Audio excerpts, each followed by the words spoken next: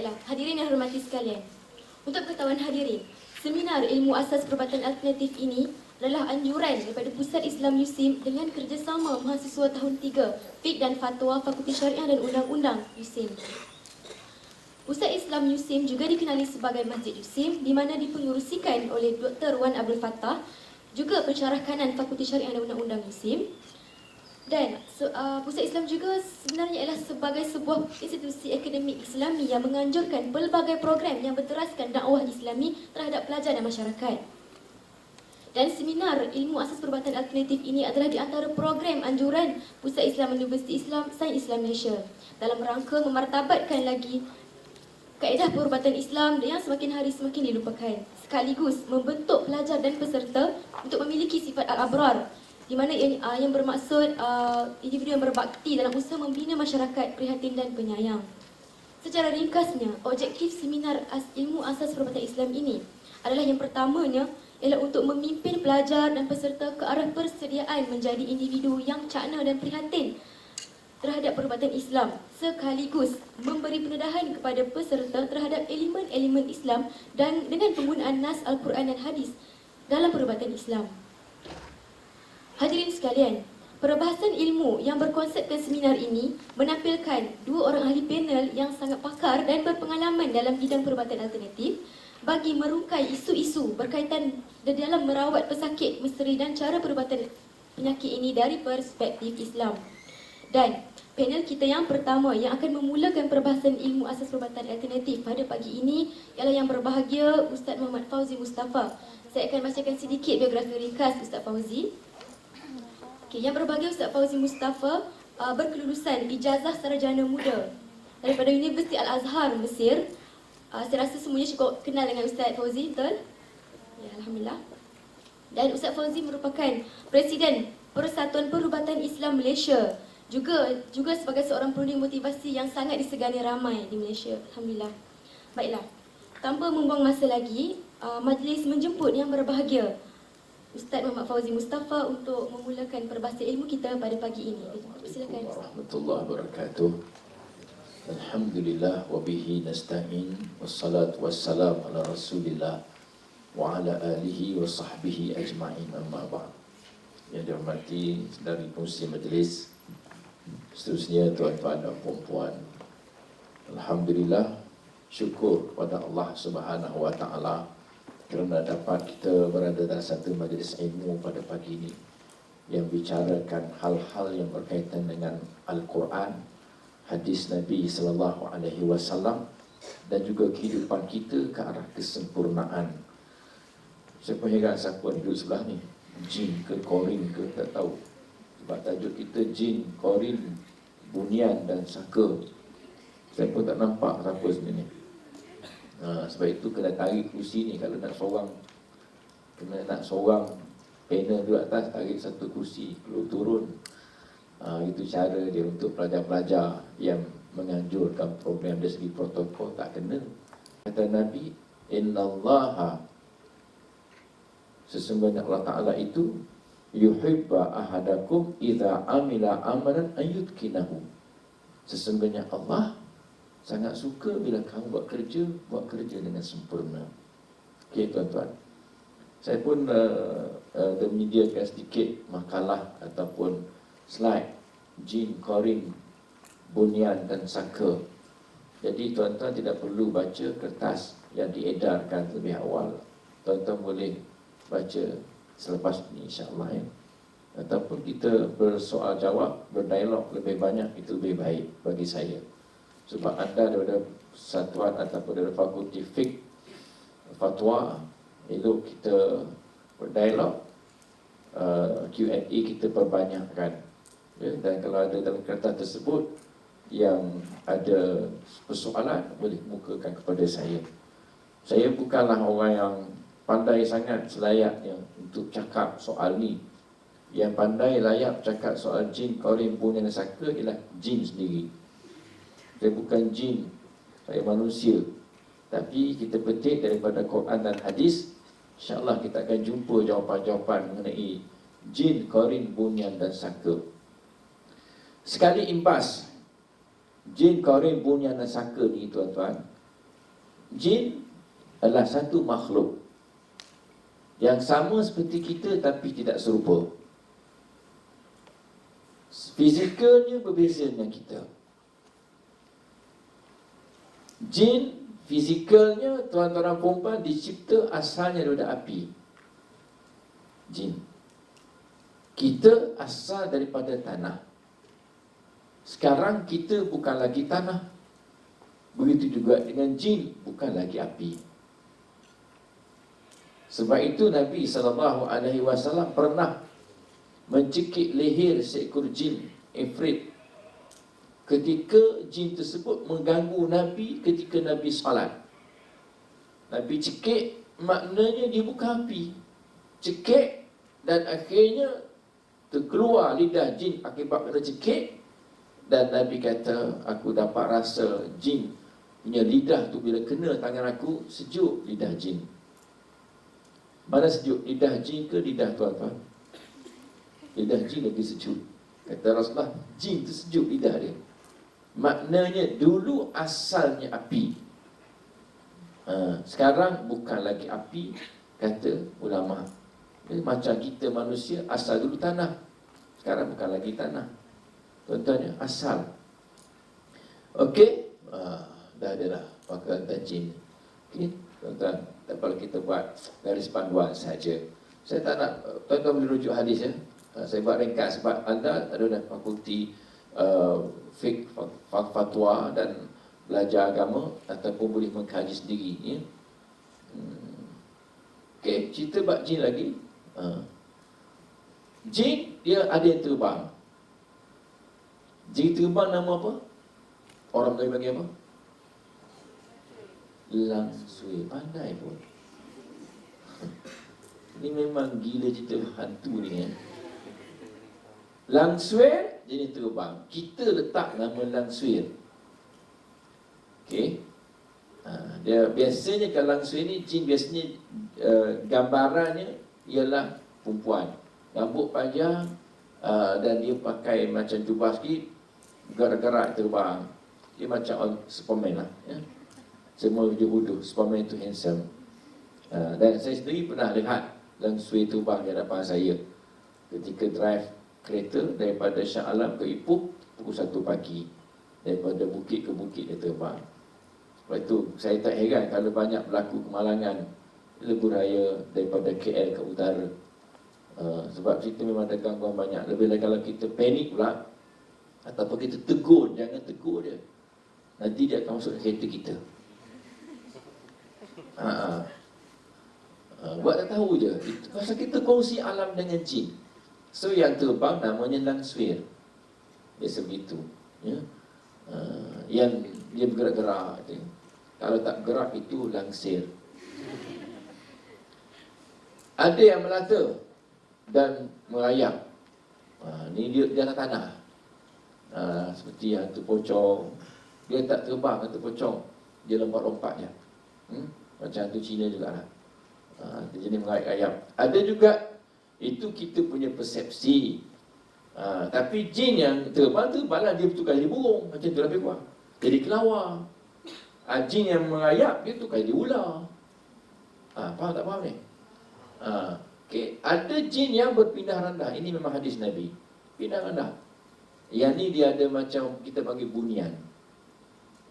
Bunian ni dia berpindah rendah. Dia satu kelompok. Macam satu kumpulan yang duduk satu tempat. Sebab itu bila nak buat satu projek, biasanya ada masalah. Sebab mereka dah ada penempatan. Ini jin yang ada berpindah rendah ni. Bila dah ada penempatan, kita nak robohkan pokok, nak begitukan, nak bersihkan hutan, ada masalah. Nak gondolkan bukit, ada masalah. Sebab mereka dah ada rumah kat situ. Sebab itu dipanggil orang-orang yang boleh deal, memesyuarat dengan kumpulan jin bunian ini, minta dia pindah. Sebab macam kita lah, penempatan-penempatan yang setinggal kan, mereka dah buat rumah dah.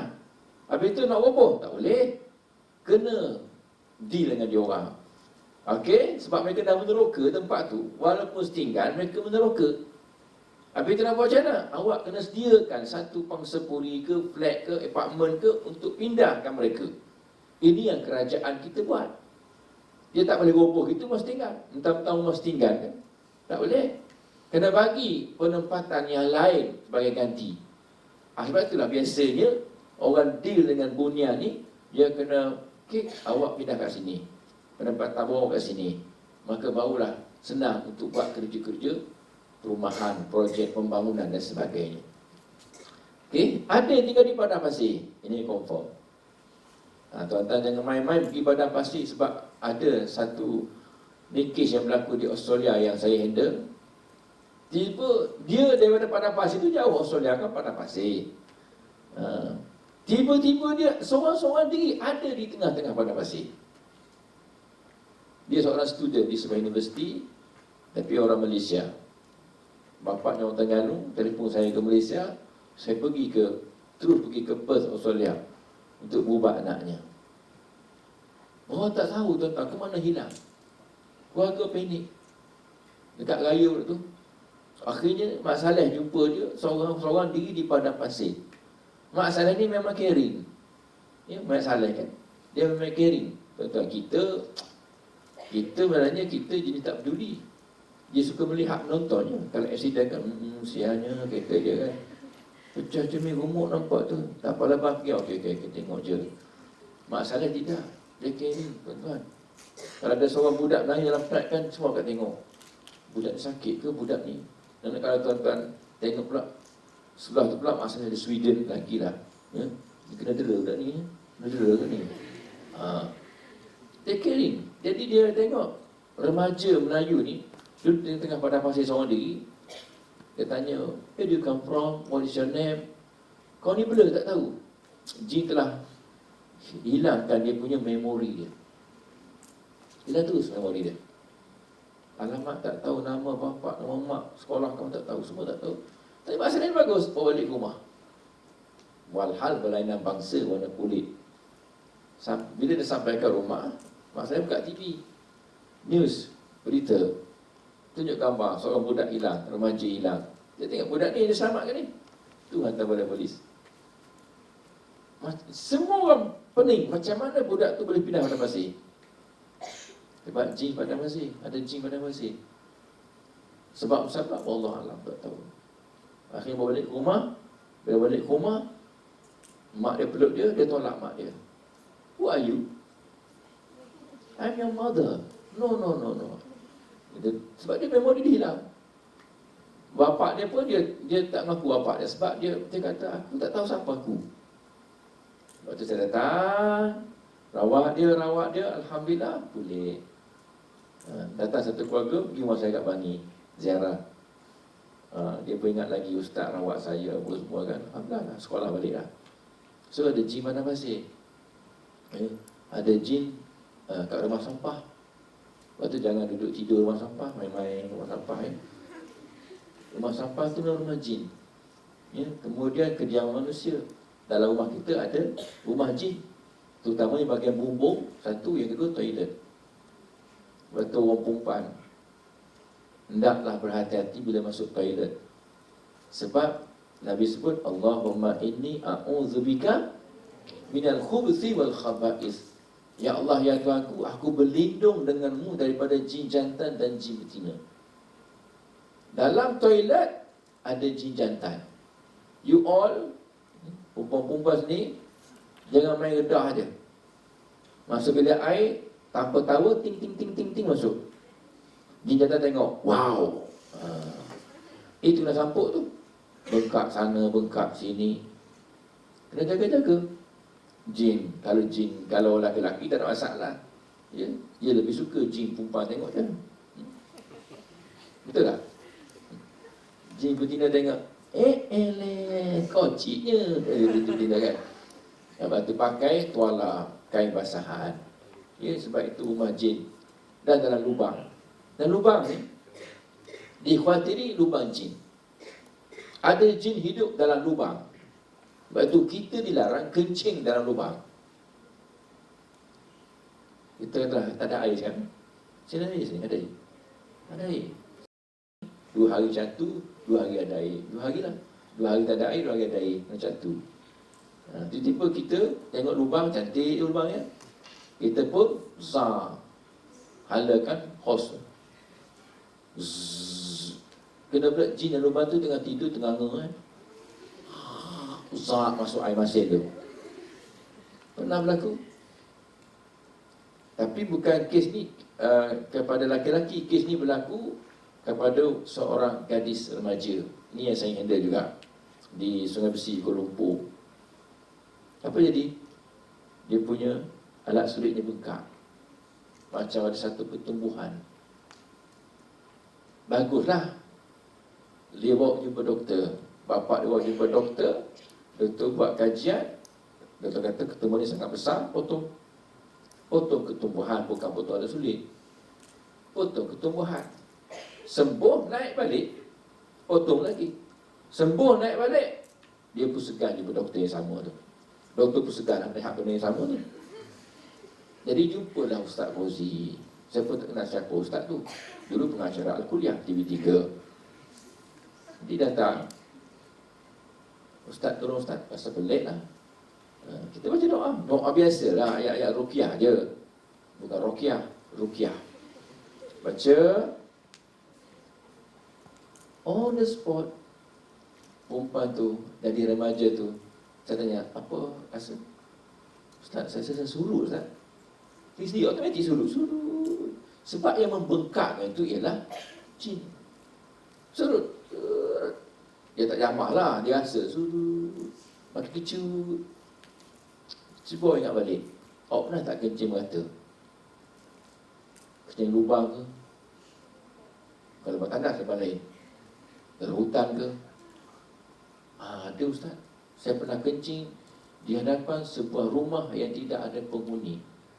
Rumah tu rumah tinggal lama-lama. Tak ada orang duduk rumah tu. Dan naik semak sama dalam rumah tu. Sebila rumah tidak ada penghuni, siapa penghuninya? Jin. Dia rasa terkencing sangat, orang tak nampak pula, gelap sikit. Dia buka seluar dia, dia kencing depan pintu pagar. Bagi dia nantilah, tak nak apa-apa lah. Tapi dia lupa yang rumah tinggalan begitu lama akan jadi rumah jin. Nampak macam tu lalang, tapi sebenarnya masuk alam jin cantik. Tiba-tiba kita kencing depan rumah cantik tu, marahlah dia, bengkak. Okey, lagi, okey. Jin makan minum biasalah. Nama-nama makanan yang tak disebut nama Allah, jin makan. Sebab tu ada jin gemuk, jin kurus. Saya tak tahu jin contoh ni gemuk ke kurus. Tapi orang yang tak sebut nama Allah masa makan, masa minum, jin dia gemuk sebab ditumpah sekali makan minum. Jin makan tulang apa lagi ya? Bertanduk dua, jin ada tanduk dua. Syaitan ada tanduk dua. Lepas tu biasanya lukisan, biasanya kalau sebut syaitan ada tanduk dua ya? Boleh menjelma dalam pelbagai bentuk. Ni kena ingat ya, jin dia ada kebolehan menjelma dalam pelbagai bentuk dengan izin Allah. Kalau Allah tak izin, tak berlaku. Tuan-tuan jangan risau. Sebab tu saya nak kaitkan tuan-tuan ya, dengan perubatan. Kalau tanya saya, Ustaz, ada tak kemungkinan penyakit zaman sekarang adalah daripada jin? Saya kata, tak mustahil. Sebab jin boleh menjelma dalam bentuk kuman. Kalau sebesar-besar gajah jin boleh menjelma, ini kan pula sekecil-kecil kuman nanti boleh. Jin dengan syarat bagi saya kena sudah ada katalah dia kanser, sikit jin boleh menjelma lagi banyak, merebakkan. Itu sebab jin ni syaitan, jadi yajri min ibni Adam majrad dammi. Syaitan itu berjalan dalam badan anak Adam ikut saluran darah. So virus, kuman, dia akan masuk dalam darah, itu jadi penyebab penyakit. So syaitan dah ada dalam darah, dia nampak dah benda tu, dia menjelma lagi banyak. Sebab kerja syaitan, dia adalah ditugaskan untuk menyesat, merosakkan manusia. Dia boleh buat kan Nabi Ayub. Kan? Baca cerita Nabi Ayub.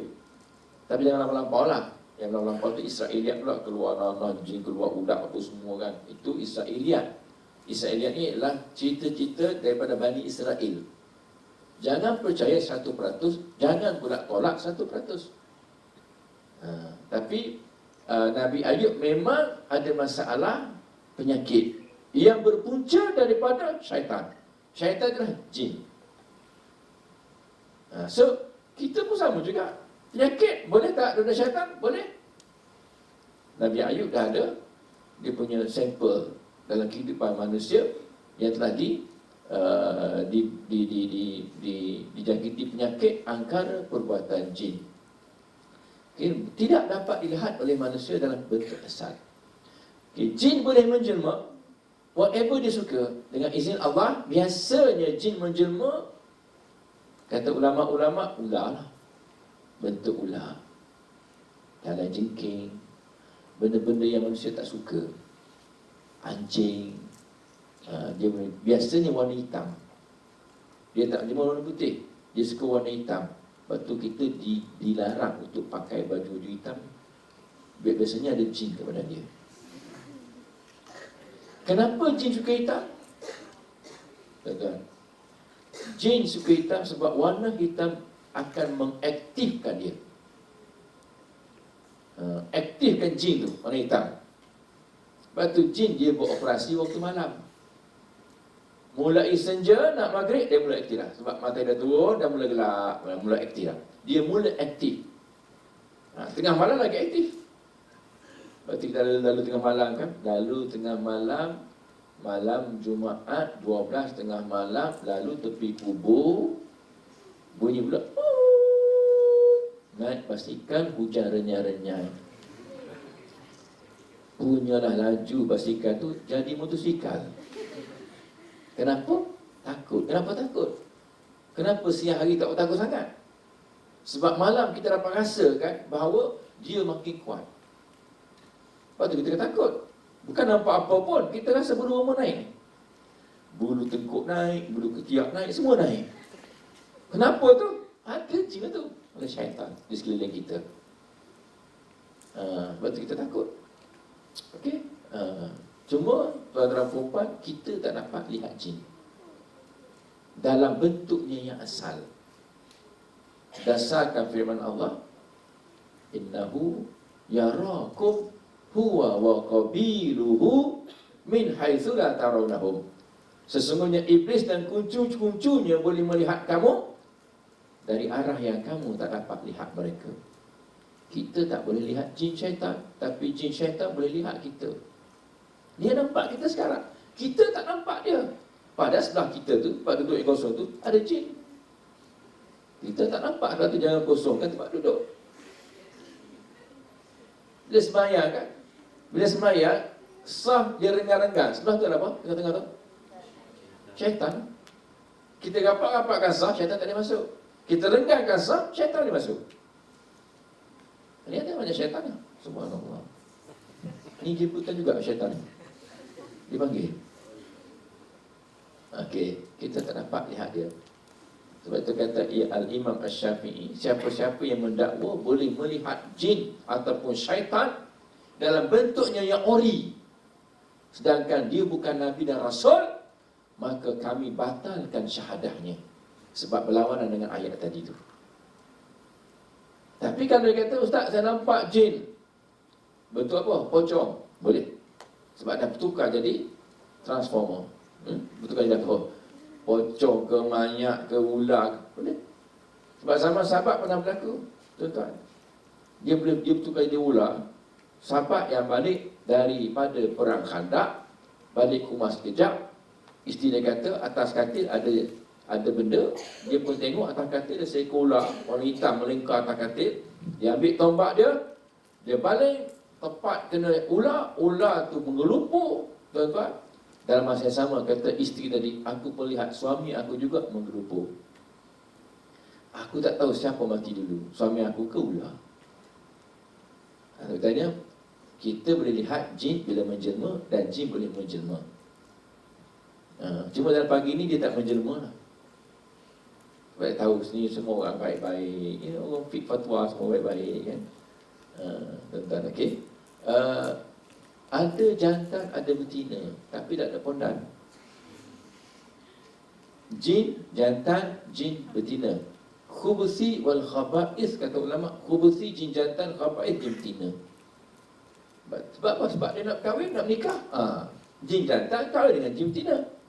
Kahwin dapat anak. Dan jin ni dia tak mati kecuali dengan izin Allah. Antara sebabnya ialah dia gaduh sama-sama dia.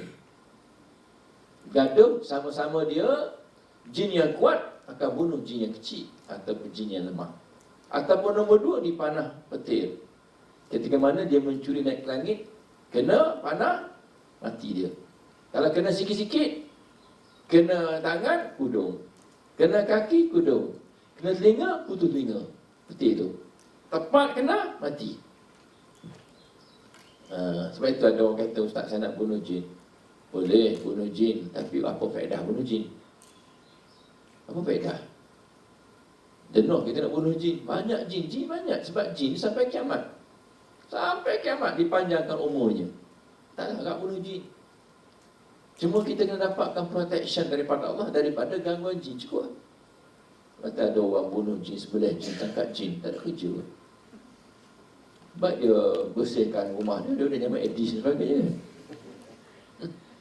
Lepas tu jangan kita fikirlah benda-benda yang mengarut-ngarut dan nak tangkap jin, bunuh jin, sembelih jin. Tak payah. Nabi tak ajar macam tu, tuan-tuan. Mereka juga mukallaf. Mukallaf maknanya diberi tugas untuk beribadat. Jin pun kena semayang, jin pun kena puasa, jin bayar zakat, jin pergi haji. Cuma di alam dia. Apa yang Nabi bawa, syariat tu diguna pakai di alam jin.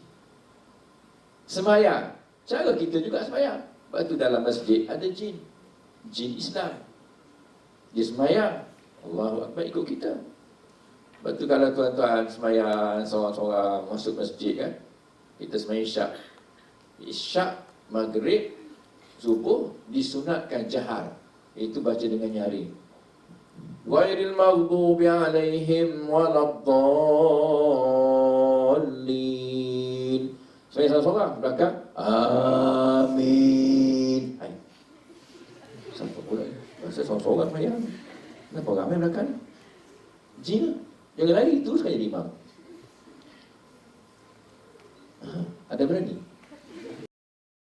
Takut terkencing, terkencing kan? Dalam surah terkencing. Nak beritahu tuan-tuan, itu jin Islam nak dia semayang. Jin Islam nak semayang. Lepas tu ulama kata jangan kita tidur dalam masjid tak tuhala. Dalam surah terutamanya dilarang tidur tengah-tengah surah, tengah-tengah masjid. Sebab habis semayang biasanya jin ini dia akan buat usrah. Boleh usrah. Usrah tu tengah-tengah surah dia buat akan lingkung gitu. Macam kita buat lah. Ni kata ulama, bukan kata saya ya. Dia buat usrah. Siapa tidur tengah tu siap. Siap. Jin akan angkat dia. Sudah tak kat toilet lah. Sudah tak kat parking kereta, lagi turut dalam pen jenazah. Bangun-bangun. Pen jenazah. Kenapa ni? Jin angkat dia. Kalau jin terbaik sikit, dia tak gerak, dia angkat tak tepi lah. Dia usul. Boleh tak? Boleh. Jin kuat apa? Jin boleh angkat Istana Putih Balqis tu. Takkanlah tubuh kita kecil kita nak angkat. Lagi ramai pula satu usrah. Okey. Jin ada berbagai agama.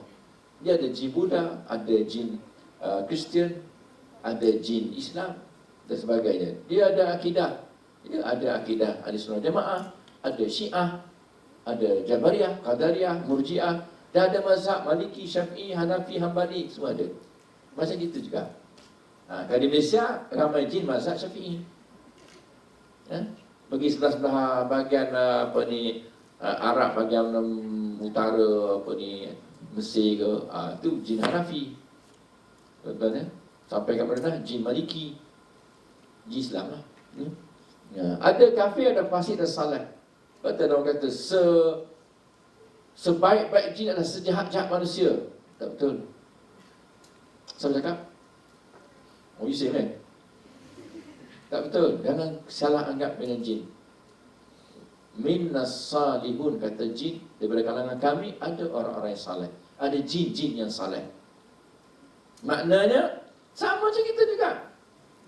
Bukanlah kata sejahat-jahat manusia adalah sebaik-baik jin. Salah, marah jin. Kan? Kemudian dia ada kerajaan, ada jin, ya, ada Perdana Menteri, ada pakar dia, pakar keuangan, pakar ekonomi, semua ada. Ada pensyarah. Cuma kita tak masuk alam dia. Sebab itu pernah berlaku ada seorang sahabat Nabi namanya Khurafah. Laki-laki, Khurafah macam Hamzah, ya, Tolhah. Tidak semestinya AF itu perempuan. Ya. Yalah, Fatimah, Aisyah perempuan lah, tapi tak semuanya belakang AF itu perempuan. Jadi Khurafah ini dia berjalan-jalan, dia nampak seekor ular melintas depan dia. Apalagi manusia dengan ular dia bermusuh. Sebelum ular patut, aku bunuh dulu. Lalu Khurafah bunuh ular. Bila bunuh ular, tak semena-mena dia kata, aku berada di satu alam yang lain. Bila masuk alam tersebut, semua orang marah aku.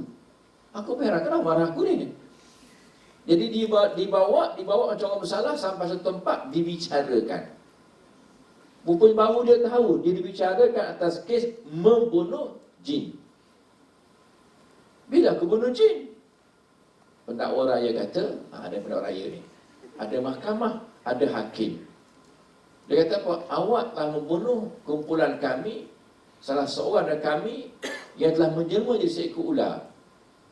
Ular tu kami punya orang. Kamu tak bunuh dia. Kata Khurafah, mana aku tahu. Ular kan.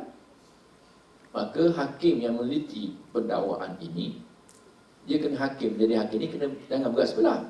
Dia kena adil. Dia kata apa? Melihat kepada apa yang diceritakan oleh pendakwa raya, saya dengan ini memutuskan bahawa manusia ni tak salah. Kenapa tak salah?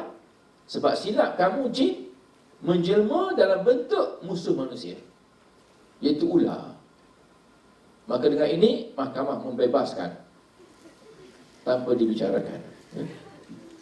Dilepaskan itu, Khurafah masuk alam manusia balik. Dia ada mahkamah dia, dia ada hakim dia, ada pendakwa raya dia, semua ada. Tuan-tuan, semua kita tak masuk alam dia, kita tak tahu. Okey, ada kadi nak menikahkan jin-jin Islam, ya, dan lain-lain lagi. Ada yang terpelajar, belajar kat USIM, ya, dan ada yang bodoh, ya. Mereka takut manusia. Jin takut kat kita. Jin takut kat kita. Sebab tu jangan kita takut kat jin, syaitan. Sekarang kita takut syaitan. Sebab apa? Sebab kita digembar-gemburkan dengan filem-filem hantu. Tengok filem hantu takut. Anak tengok kat TV ni, dengan kes limut tengok tu. Tengok anak depan TV macam tu. Bapak belakang dia sejuk dah, lari. Menakutkan. Sebab tu kita diajar takut jin. Kita tak diajar takut manusia, takut Allah, takut jin. Ini kena bincang ni. Ya, ni bagian fatwa ni, belajar fatwa ni. Hantar memorandum kat Menteri Penerangan dan Komunikasi. Kami membatas sekeras-kerasnya pembikinan filem-filem yang ada kaitan dengan hantu jin, toyol, khurafat, apa semua. Sebab dia menjadikan manusia takut kepada alam jin, syaitan. Kita sepatutnya diajar takut kepada Allah sahaja. Hantarlah kalau berani. Ada berani? Tak ada? Tengok, muda-muda dah menakut dah. Itu baru saya suruh, tuan-tuan. Buatlah, ya. Mereka takut ke kita. Sebab tu jin ni dia tak suka kita, tuan-tuan. Dan kalau tuan-tuan pula, ada pula jenis yang belajar ilmu-ilmu perubatan Islam, lagi dia tak suka. Lagi tak suka. Sebab saya, pengalaman saya dengan Ustaz Arundin, tuan-tuan, senang aja. Ustaz Arundin ni, tuan-tuan, dia tak campur pun. Dia jalan depan orang yang memang dah ada benda tu, tiba-tiba tu jadi. Tu jadi. Tu takut-takut. Tiba-tiba keluar, muncullah benda tu. Dan kadang dia takut. Padahal kawan tu tak macam apa pun. Mana tahu kawan tu ada jin. Dia lalu je. Sebab tu jin takutkan manusia. Dengan syarat kita rapat dengan Allah. Kalau kita tengok, tuan-tuan, senang cerita. Orang kita ni dia takut apa? Anjing, takut anjing. Takut kan? Masalah kan main bela anjing kan?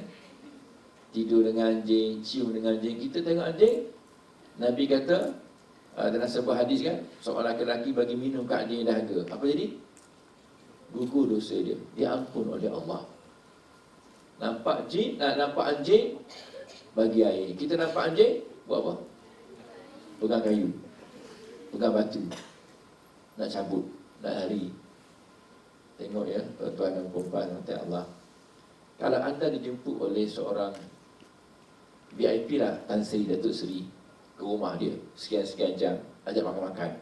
Kita pun pergi. Ramai-ramai lah, semua pelajar Yusim pergi kan. Sampai kat gate, anjing 5 ekor keluar menyalak. Apa tuan-tuan buat? Muncul dia gate kan. Dia tak boleh keluar, kita tak boleh masuk. Nampaklah anjing ni kan. Tapi darah dia kalau dia takut kan. Apa nak buat? Puan-puan, anda semua memang dah ada jemputan oleh Tan Sri pukul sekian-sekian nak makan. Tapi ada anjing itu kat pintu. Apa nak buat? Tuan-tuan balik anjing kan? Kumpul ramai-ramai batu, anjing. Kita melontar jamrah. Gitu. Habis tu apa? Balik. Rugi tak makan. Telefon guard. Kata ada guard. Allah. Kenapa tuan-tuan tak fikir kita telefon Tan Sri? Tan Sri, Tan Sri, kami tak boleh masuk. Ada anjing 5 ekor kat luar ni. Semua jenis yang tak ada ekor. Okey, kata Sri. Don't worry, dia pun keluar. Boy, Harry, Mark, Anthony, go there. Semuanya tunduk. Jalan di sana kan. Pak ekor anjing tu. Senang. Sebab apa? Tuan dia. Anjing tahu ini tuan dia perintah pergi sana. Anjing yang memang garang-garang ikut arahan tunjuk tuan dia ke sana. Begitu juga tuan-tuan. Kita takut syaitan. Kita lupa yang tuan syaitan tu ialah Allah. Bila kita baik dengan tuan dia, syaitan senyap. Tak kata apa. Nampak ni? Analogi. Nampak bagus. Mereka dengki orang Malaysia. Okay, next. Saya santai-santai lah ya. Kaitan jin dengan manusia. Tinggal sama-sama, makan minum sama-sama, tidur sama-sama. Ada yang tidur satu, selimut dengan jin ada. Dia tak sedar. Itu yang subuh gajah tu. Bukan kata tidur, jin kencing lagi yang tinggal. Di datang kencing kat tinggal dia. Bayangkan. Tak dengar azan. Malah jin boleh berjimat dengan manusia. Ni kaitan dia. Lepas tu bila berjimat, kata Nabi baca doa, Allahumma jannibna syaitan wa jannibi syaitan ma razaqtana. Tengok, masa nak berjimat tu, dia ajar kita baca doa, ya Allah, ya Tuhan kami, jauhilah kami berdua daripada syaitan. Mana orang berjimat 3? 2 kan? Jauhilah kami berdua daripada syaitan. Dan jauhikanlah syaitan daripada anak kami yang bakal berlaku. Tengok Nabi ajar. Sebab apa? Sebab bila berjimat, melakukan hubungan jenis, syaitan boleh join. Bila tak baca doa. Main tekan je lah. Belajar-belajar Yusin baru kahwin. Malam pertama. Tak sebab doa. Baca doa bang. Doa lupa. Doa lah. Allahumma barik lana fima razaqtana wa qina adzabannar. Yang Nabi ajak minta perlindungan daripada syaitan, bukan doa aja makan. Betul? Sebab syaitan boleh join. Itu bila syaitan dah join, ada air mani syaitan masuk join sama dengan air mani manusia. Anak-anak ada perangai kesyaitanan. Nampak? Ataupun kejinan dan sebagainya. Sahabat dengan manusia. Bila manusia jauh daripada Allah, memuja-muja jin pula, maka jin akan bersahabat dengan dia. Alhamdulillah, panel kedua dah sampai lah. Jadi saya dah pressure ni. Tengok tuan-tuan saya sebut jin bersahabat dengan manusia. Betul ada orang bersahabat dengan jin. Sebab jin boleh bersahabat dengan manusia. Biasa itu bomoh lah. Dia pegang 2 kelapa ke, tak salah apa-apa ni. Dia boleh berlaku. Ia boleh berlaku dengan sesiapa saja. Bomoh-bomoh, dukun-dukun, pawang-pawang yang memuja jin, baca mentera, jin datang. Sahabat. Dia pun jadi macam-macam khadan dan sebagainya. Dan mampu menyakiti manusia dengan izin Allah. Wa ma hum bidarrina bihi min ahadin illa biiznillah, dalam surah Al-Baqarah ayat 1-2 tak salah saya. Dan mereka tidak mampu memberi mudarat kepada manusia melainkan dengan izin Allah. Macam Nabi Ayub tadi. Dan Nabi kita sallallahu alaihi wasallam pernah dimudaratkan oleh syaitan, iblis, jin dengan cara sihir. Tuan-tuan bacalah hadis, banyak ceritakan hadis sahih. Nabi rasa dia tidur dengan isteri ni, tapi sebenarnya dia tak tidur. Sebab dikacau oleh syaitan ataupun jin, sehinggalah Nabi telah diruqyahkan, dijampikan oleh malaikat dengan al-mu'awwizataini, surah Al-Falaq dengan surah An-Nas, bahawa Nabi pulih serta merta. Jangan tuan-tuan fikir pula, Nabi teruk, kena rasuk jin juga. Dah, tuan-tuan kena faham, keras sihir itu adalah jenis penyakit. Nabi-Nabi dan Rasul-Rasul sebagai manusia biasa boleh terdedah kepada penyakit. Kenapa itu? Sihir sejenis penyakit. Cuma penyakit kita tak nampak penyakit sihir ni. Semaknanya Nabi-Nabi Rasul-Rasul boleh juga terkena penyakit walaupun namanya sihir. Okey ya. Apa lagi? Siang bersembunyi, senja berkeliaran. Siang dia diam je. Dia tak aktif lah. Dia ada juga, dia tak aktif. Siang dia tidur macam burung hantu. Nama burung hantu kan? Burung tu hantu punya. Manusia lebih hebat dan kuat daripada jin. Buktinya apa? Buktinya zaman Nabi Allah Sulaiman, Sulaiman boleh arahkan jin. Jin buat bangunan, buat. Jin masuk dalam laut, cari dia juga sorga. Dah. Cari mutiara. Ambil keluarkan mutiara semua, kita buatkan cantik, buat barang ni, buat benda tu, buat bangunan. Jin pun ikut arahan Nabi Allah Sulaiman. Kita lebih kuat, lebih hebat. Bila mana Sulaiman kata kepada menteri-menteri dia lah, siapa boleh bawa singgasana Puteri Balqis depan aku sekarang? Qala ifritun minal jin, berkata seekor ifrit daripada kalangan jin, ana atika bihi qabla an taquma min maqamik. Aku mampu bawa singgasana istana Puteri Balqis tu letak depan kamu sebelum kamu berdiri. Dah ada dah. Tapi ada seorang menteri kanan kepada Nabi Sulaiman, namanya Asif bin Barkhaya. Asif bin Barkhaya manusia. Dia kata apa? Aku boleh bawa singgasana Puteri Balqis sebelum kamu kelip mata. Dah ada dah. Dia bawa. Kelip mata? Dah ada dah. Bukan bangun, kelip mata je. Sekelip mata. Hebat manusia berbanding dengan jin. Kenapa kita nak cari jin? Kan? Ada orang cari jin sebab nak skor A dalam exam. Kan? Buka soalan, nampak jawapan, jin bawa jawapan. Nampak? Tak payah sahabat dengan jin. Nanti kita akan terutah-budi dengan jin. Jin merasa manusia kerana cinta. Betul tak betul? Betul? Kita tak cinta dengan jin. Jin tu suka kita.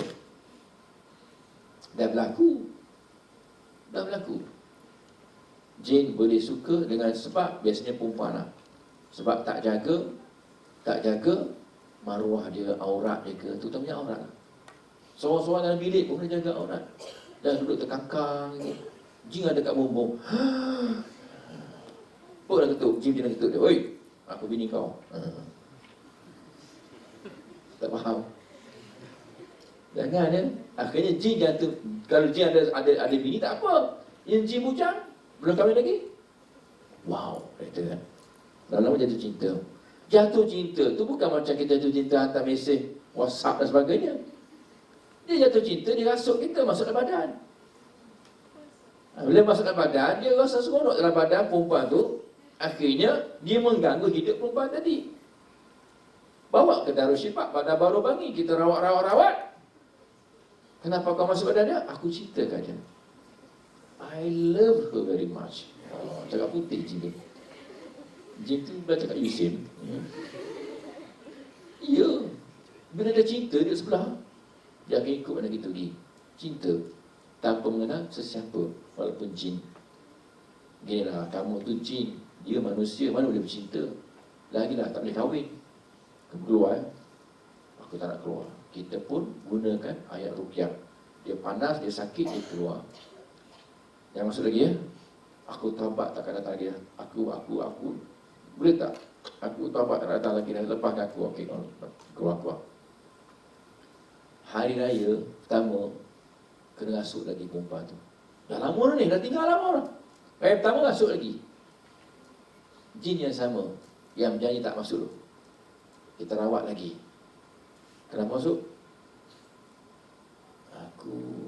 Aku dulu cinta dia dulu. Kenapa masuk? Kan dah janji tak nak masuk.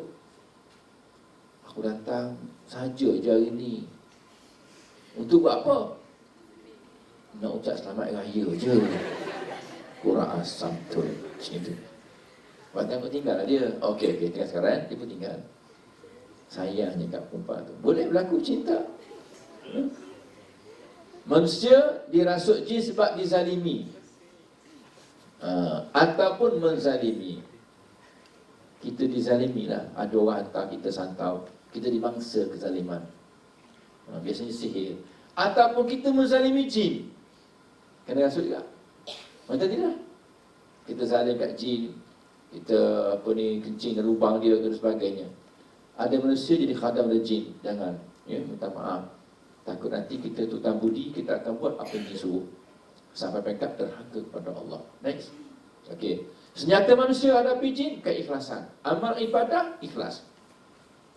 Jin tak mampu sesatkan manusia ini ikhlas dalam ibadat. Hidup berjemaah, hidup ramai-ramai. Ya. Jaga solat. Patuh Quran dan Sunnah. Dan mohon perlindungan Allah dengan ayat-ayat ruqyah. Apa ayat ruqyah? Yang pertama, of course lah tuan-tuan, Al-Fatihah. Dipanggil ayat 1000 guna. Bukan 1000 dinar, 1000 guna, 1001 guna ayat ni. Banyak kelebihan dia. Yang kedua, ayatul kursi.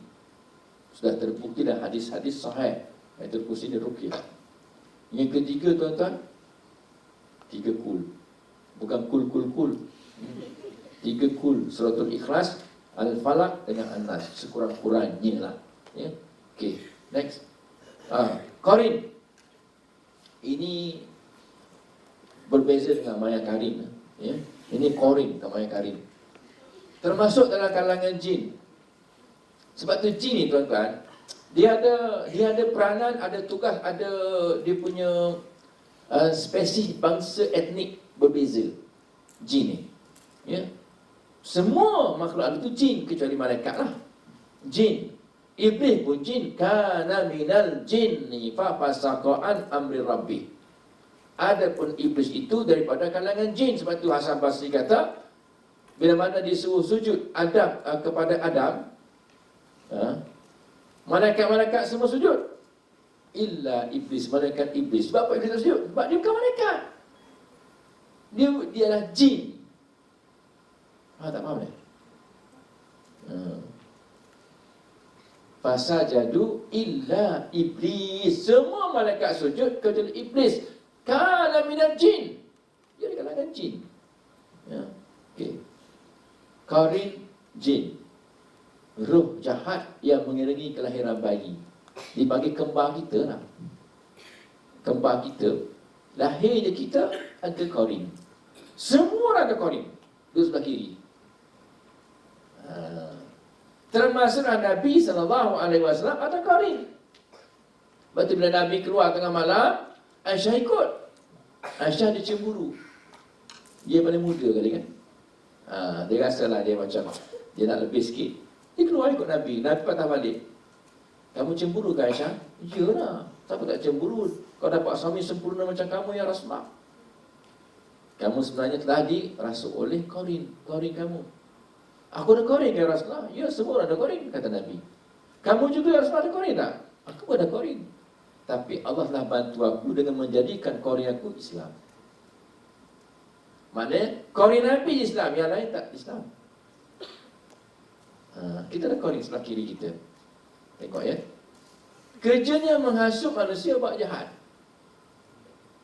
Jangan sembahyang, jangan sembahyang. Kalau sembahyang kau penat, jangan sembahyang.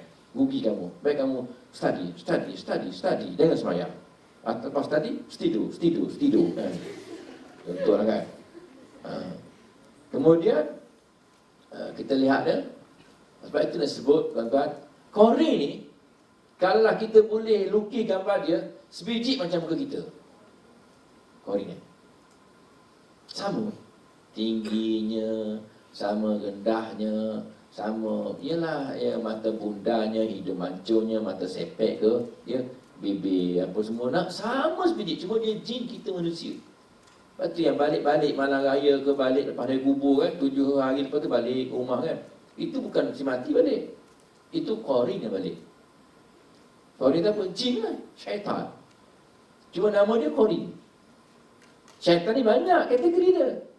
Yang lahir dengan baby tu Qarin, yang duduk kat pintu rumah tu Dasim, yang kat pasar tu syaitan lain pula, dan kat masjid syaitan lain. Dia tak campur tugas-tugas dia.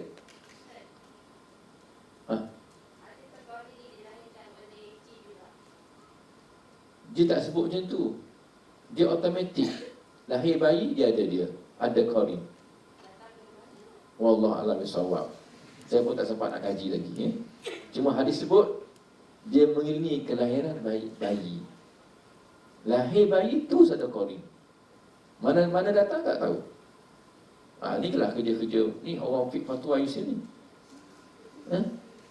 Cuma kalau kita rujuk kepada apa yang kita bincang sebelum ni, jin, dia kahwin, dia beranak. Macam mana boleh bertembung antara beranaknya jin dengan beranak manusia? Wallahu a'lam bissawab. Nabi tak cerita detail. Nabi cerita setiap manusia ada Qarin. Qarin itu syaitan. Wallahu a'lam, boleh jadi dia dah ada masa apa dia ada ditentukan. Kamu lahir bayi ni, kamu kena iring dia. Arahan daripada big boss namanya Iblis.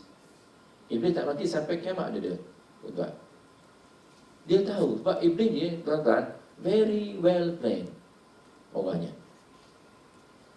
Dia tahu kat hospital berapa orang nak beranak ni. Ada 50,000 nak beranak. Dia panggil siap-siap lah. Okay, jaga budak ni. Barangkali dia tak perlu yang besar-besar, yang jenis kecil-kecil dulu. Sebab yang lain itu baby kan. Andaian teori saja, dia sebut ya. Belum ada kajian. Saya banyak baca buku yang kaitan dengan benda ni, belum jumpa lagi tuan-tuan. Okey, kamu jaga dia sampai dia besar, kamu besar dengan dia. Wallahu a'lam bissawab. Tapi yang disahnya ialah Qarin lahir bersama dengan manusia. Ketentuannya Allah Ta'ala yang tentukan. Okey. Sebab tu lindungi bayi dengan azan dan qamat. Azan dengan kanan, qamat dengan kiri. Untuk melindungi bayi dia ada Qarin. Tapi bukan sekadar azan dan qamat. Lepas tu nak bagi didikan lah, supaya dia ikut ajaran Islam. Amalkan bacaan ruqyah. Okey, next. Bunyan. Bunyan ni termasuk kalangan jin juga. Cuma mereka hidup ada kampung. Kalau bandar, taman lah. Ada kampung, ada taman. Dia duduk sekumpulan. Lepas tu bunyan ni dipanggil dalam bahasa Arab umran lah, amir ataupun umran. Tuan-tuan, terkenal dalam kalangan orang Melayu dulu-dulu. Bila nak pinjam mangkuk, pinjam dengan orang bunyan. Malah ada yang kahwin dengan orang bunyan. Ada anak pun dengan orang bunyan. Bunyan tu apa? Jin lah, sama lah. Cuma dia ada penempatan dipanggil bunyan. Jin. Dia ada satu masyarakat yang lengkap. Boleh tak manusia kahwin dengan jin? Itu tak mustahil. Tapi ulama-ulama mereka tidak menggalakkan dan tidak menyuruh kahwin dengan jin. Sebab nanti timbul fitnah. Kalau ada perempuan-perempuan yang mengandung, anak siapa ni? Bangun bapak dia, Jin. Senang ya? Jawapannya jin. Pada ada bapak dia kat luar. Tapi itu alasannya, semua salah jin. Maka ulama tidak membuka ruang pintu untuk kahwin dengan jin, walaupun benda itu tak mustahil boleh berlaku. Okey. Ni saya dah sebut tadi, khurafah lagi. Nanti kita buka Q&A ya. Saka. Ini tajuk sangat diminati. Saka. Yang kat luar tu, tuan-tuan pernah lihat tak kat PDRM? Nah, mereka semua ada saka. Polis. Dia panggil saka biru. Saka tu apa? Saka tu ialah benda yang dipusakai. Ringkasnya saka. Saka. Harta pusaka. Saka. Saka. Tanah saka. Orang Kelantan Pantai Timur tak sebut pusaka. Tanah saka. Ni barang-barang saka. Iaitu yang dipusakai untuk nenek moyang. Diperturunkan kepada anak, cucu, cicit. Okey. Tujuan saka tengoklah tuan-tuan. Ada setengahnya untuk melindungi diri, rumah tangga. Ada setengahnya untuk berbohong, pandai berubat. Biasanya kalau ada saka, kita automatik pandai suatu benda tanpa belajar. Macam anda semua masuk ISIM, pandai. Alhamdulillah, sebab anda belajar. Yang ni tiba-tiba pandai belajar. Apatah lagi pula, kita baru saja kematian nenek ataupun ibu. Ataupun mak saudara, sebelah atas. Ataupun tok. Kita tak pandai berubat, tok kita pandai berubat. Bila tok mati, tiba-tiba kita pandai berubat. Apa? Biasa saka. Ada orang kata anugerah daripada Allah. Kalau anugerah, kita tidak boleh program anugerah tersebut. Hari-hari boleh buat, tak boleh. Sebab nama anugerah, pemberian Allah. Sebab tu Umar bin Al-Khattab bila berada di atas mimbar, Allah Ta'ala buka hijab mata, nampak satu syariah, satu kumpulan tentera sedang berperang. Hampir-hampir nak kalah. Ya syariah, Jabal. Wahai syariah, naik atas bukit. Akhirnya mereka dengar suara Umar, dapat dengar pula suara Umar jauh Madinah tu. Mereka naik atas bukit, menang. Betul. Tapi sekali itu Umar tengok. Dia buka hijab. Bila mana orang nak tikam dia tak nampak dah. Orang tikam dari belakang. Akhirnya dia mati. Sebab tidak boleh diprogramkan. Kalau anugerah, karamah daripada Allah, tidak boleh diprogramkan. Wali-wali pun tak tahu. Dia boleh berjalan atas air kecuali dengan izin Allah. Dia pun tak cerita ke orang. Sebab pemberian Allah tu belum tentu hari ni ada, hari besok ada lagi. Belum tentu. Tapi kalau boleh program, aku boleh buat. Jom. Maka tersebut memang ada saka. Okey. Boleh pandai berubat. Katalah ni pelajar-pelajar perempuan. Mati mak saudara. Mak saudara tu bidan. Dia pula pandai bidan orang. Jaga. Saka bidan turun. Saka bomoh turun. Ya. Okey. Ini pernah berlaku. Dia jaga anak cucu cicit dia, jaga. Saya pernah merawat satu pasien di Hospital Pusawi Kuala Lumpur, Jalan Tun Razak. Ustaz terpanggil, ustaz datang, pelik nampak sakit ni. Kita dah cek semua normal. Darah normal, tekanan darah normal, jantung normal. Tapi dia ada masalah. Kita pergi. Memang ada gangguan syaitan. Bila ada gangguan syaitan, kita rawat-rawatlah. Rawat. Datang pula satu syaitan lain daripada Sabah. Kamu bila sampai Sabah ni? Aku Sabah, Pak. Ya ke? Bila sampai? Baru sejak dia sampai. Mu naik apa? Asia, Pak. Mu naik Asia? Oh, mu bayar tiket tak? Tak ada, Pak. Mu duduk kat mana? Aku duduk tengah-tengah, Pak. Tempat laluan pramugari tu. Tapi pramugari tu gila, Pak. Dia langgar aku. Kata, memang dia langgar kamu sebab dia ternampak kamu. Kau datang sebab apa? Aku datang, yalah, tadi ada kawan aku meninggal. Siapa buat dia? Rupanya ada seorang ustaz, pasien juga. Bilik sebelah, dia pun sakit. Tapi dia pandai berubat. Dia berubat sempatlah mati seekor jin. Kawan dia Sabah turun. Yang kau tak larat dah, pasien juga, masuk bilik balik. Panggil saya pula, berlawan dengan saya lah pula. Inilah Pak, lu balik Sabah lah. Jangan kacau dia. Gini, guna diplomasi. Saya lebih suka guna diplomasi daripada kita bertempur. Tempur, tahu dia mati, dia sakit, kita tak ada masalah, ya. Sebab kita tahu kita ada Allah. Tapi kita tak nak bunuh jin. Buat apa bunuh jin? Saya lebih suka dakwah dia, ajar dia masuk Islam. Masuk Islam, dalam Islam saya dah buat apa? Oh, duduk kat Masjid Putrajaya, belajar ilmu kat situ. Kalau kamu rasa sunyi, ada tasik, ada setuju. Saya hantar masjid wilayah yang duta pun ada, masjid besi pun ada. Hantarlah kat masjid. Dia akan dengar ceramah, akan dengar kuliah. Tuan-tuan, habis jin ni keluar, datang pula yang lain pula. Hai, kamu ni siapa? Aku nenek dia. Nenek dia, aku tahu aku dia ni manusia, bukan syaitan. Iyalah, aku jaga nenek sejak dulu, sampai sekarang aku jaga keturunan dia. Saya tahu tu. Oh, kamu nenek, tugas aku jaga dia. Jadi Nabi tanya, syaitan saka ini ialah dia akan menjaga anak cucu cicit sampai bila-bila. Sebab barangkali dah ada agreement, kontrak dia sign dulu antara manusia dengan syaitan. Dulu-dulu orang kata dulu bagus, dulu-dulu kan syaitan dikerahkan buat kebun. 3 ekor kebun, orang dah tua tapi esok boleh siap. Semak-sama besok bersih. Siapa buat? Saka, jin. Jin yang dipusaki namanya saka. Kadang-kadang orang tu dia gunakan jin untuk sebagai seorang panglima perang, pahlawan, dia pakai jin. Tetap tak lut. Ada orang nak jaga rumah, dipanggil hantu raya. Dia bela jin, laki-laki kalau bela jin dipanggil hantu raya.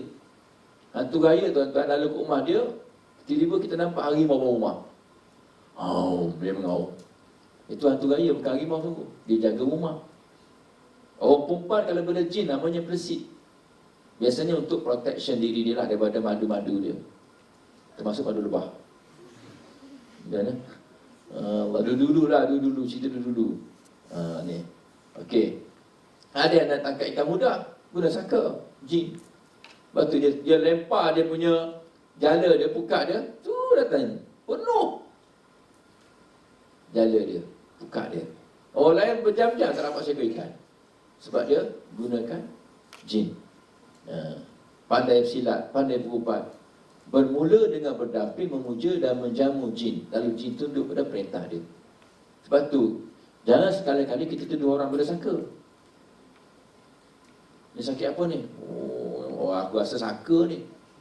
Bila tuan-tuan kata tuan-tuan rasa ni saka, maka tuan-tuan telah menuduh mak ayah dia bela syaitan.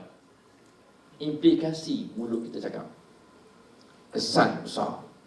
Bila kita kata mak ayah dia bela syaitan, maknanya mak ayah dia jamu puja syaitan. Syirik tu. Maknanya secara tak langsung kita tuduh mak ayah dia syirik kepada Allah. Sebab tu saya tak galakkan mana-mana perawat, pengamal perkhidmatan Islam ataupun ustaz-ustaz jump to the conclusion, ini saka ni. Tak boleh. Sebab tuduhan tu berat kepada keturunan yang atas. Cuma kita trace, dia kata aku ni keturunan dulu-dulu. Tapi jangan sebut lah, nanti malu lah keturunan dia. Okey. Saka buaya, yes, nak jinakkan buaya. Saka harimau, boleh jinakkan harimau. Saka ular, dia boleh main ular biasa. Ular tu bisa-bisa kan. Dia cium ular, ada saka ular tu. Padahal tak tahu. Nampak, wah hebatnya ular, tak takut dia pun tak takut ular. Kau tu dah ada confident dah, ada saka ular. Ada saka bidak, pandai bidak orang. Saka bomok, pandai bomok orang. Saka kuat. Kuat saka. Tuan-tuan, saya pernah jumpa student saya. Masa saya belajar, saya mengajar di Yayasan Pelajaran Mara, College Yayasan Pelajaran Mara. Ustaz tahu tak Ustaz? Saya boleh angkat peti sejuk dengan sebelah tangan saya je. Angkat peti ais. Saya tanya dia, siapa lagi boleh angkat macam awak? Mak saya. Ustaz, dia ada kaitan. Mak boleh angkat, anak boleh angkat. Sebab keturunan sama. Ada saka silat, pandai bersilat. Tiba-tiba pandai bersilat. Bila normal, tak ada bersilat. Benda-benda tu masuk, pandai bersilat. Pandai pula dia main ala-ala Bruce Lee ke, itu saka Bruce Lee,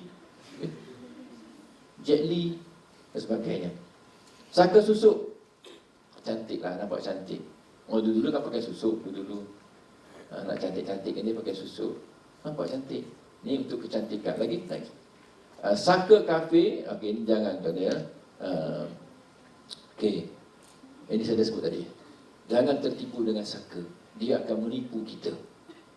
Sebab tu siapa-siapa yang ada keturunan atasnya membela saka, hantu raya, plesit, jangan terima kalau dia kata, "Mailah nak, ayah nak bagi, tok nak bagi ilmu, kamu dapat ilmu ni, kamu relax, tak boleh buat, tak payah buat kerja." Tak, jangan terima.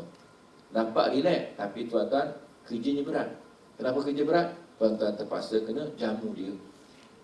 Syaitan kan makan, bukan tak makan. Syaitan makan apa? Jin makan apa? Makan sabun. Mana sabun lah. Makan apa? Asap. Benda-benda najis. Isap darah, minum darah. Syaitan minum darah.